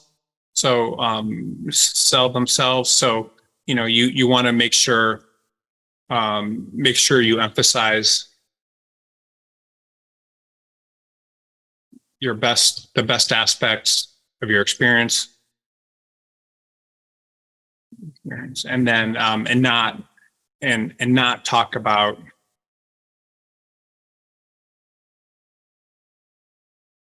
stuff everyone does. Meaning sometimes people may say stuff like, negotiated with opposing counsel. Well, that's the kind of stuff that every attorney does. So, you talk about the best way to highlight your experience is to really just talk about things that the employer needs for their job, and then not in generalities, and just be very clear and focused on that. Okay, someone said, will you get this document? Yes, so we'll get I will send around this. Okay, this question, can you provide some examples of successful attorney resumes that you reviewed in the past and made them stand out? Yeah, so the big thing with the resumes is just that the best resumes that stand out are ones that are focused on a single practice area, and make it look like the person is committed to it, committed to the practice area, and wants to be in a law firm doing that practice area. Those are really the biggest things. So the more the attorney is able to do that, the better off they typically are. Let me just see here. Okay, what is your advice? Okay, so this next question is, what is your advice on how to signal employers that you're manageable? The best way to do that is typically to make it look like you're committed to working in a law firm. You are committed to working in a law firm. Working in a law firm. And that your other interest do not take precedent over this. That's all. So sometimes people, when they look like they're not manageable, people will start talking about things that make it look like they're not committed to working in a law firm. They'll talk about entrepreneurial activities. They'll talk about other things that aren't necessarily related to what the law firm is trying to hire them to do. And so if that's the case, then you're going to look like you're not manageable, or you have very strong entrepreneurial interest, or you've had past entrepreneurial interest, or you've been in leadership roles like as general counsel of a company, and now you want to work in a law firm where you're going to be taking orders from people. Like all those sorts of things make it look like you're not manageable, or you've done all these side entrepreneurial ventures. So I think we saw a lot of resumes. We saw a lot of resumes today of people that probably look like they're not manageable, and because of those reasons. And so that's the biggest thing that I would recommend, just to kind of remove that stuff. Okay, so I think this is our last question, and I can't believe that everyone stayed in this webinar for so long. Everyone always does, but these are always long webinars. They're always about the same length of time. Not sure. Should move my resolution. Yeah, so law firms will look at your LinkedIn profile. Many times all you need to do is just list your most recent experience or 1 or 2 jobs. And employers will compare your LinkedIn profile. I do, people do get jobs with their LinkedIn profile. I'm not saying there's anything wrong with having a LinkedIn profile, but employers will compare. I see LinkedIn profiles all the time that don't match what's on the person's resume, and it's concerning. I don't even look at them very often. I know our staff does, but your LinkedIn profile needs to match your resume. Sometimes people's employers won't be on there. I mean, there's just all sorts of weird things that happen on LinkedIn profiles, and so you need to be very careful with your LinkedIn profile. Most of the time, the law firm may look at it if they start doing any type of due diligence. Other times they won't. They'll just see your resume and say, I want to talk to this person. But sometimes they will. So I would recommend being very careful with your LinkedIn profile. And again, it looks kind of weird too. Like law firms will, if you only have like 100 contacts or 50 contacts or something, law firms aren't going to be that excited about it. They're going to want to see lots of stuff going on. And if you don't have lots of stuff going on your LinkedIn profile, with connections and stuff, they're going to often wonder why. And then they're going to wonder why by the quality of your connections. They're going to look to see if you have connections at your previous employers and if those people are important and if not. So sometimes the LinkedIn profile can get you in trouble. Other times it can help you a great deal, and it should be helping you. So you should use your profile to the extent it helps you. But if it doesn't, then that is not something you want. Wow. So this is a lot of stuff today. So I will, to everyone that was on the call, I'll send around the questions from the resume workshop. I'll also send probably the resumes that we reviewed from the resume workshop with the markups, and I'll also send the resume rules for everyone to review. So I'll hopefully get those out in the next day or so. But the big thing I would just say for everyone that spent all the time on this, and I know this has been a very long webinar, is just to make sure that you understand that when someone's looking at your resume, they're trying to put you into a box. And if you make that difficult for them, they're just going to think, there's nothing they can do, and they're going to move on to someone that allows them to put you into that box.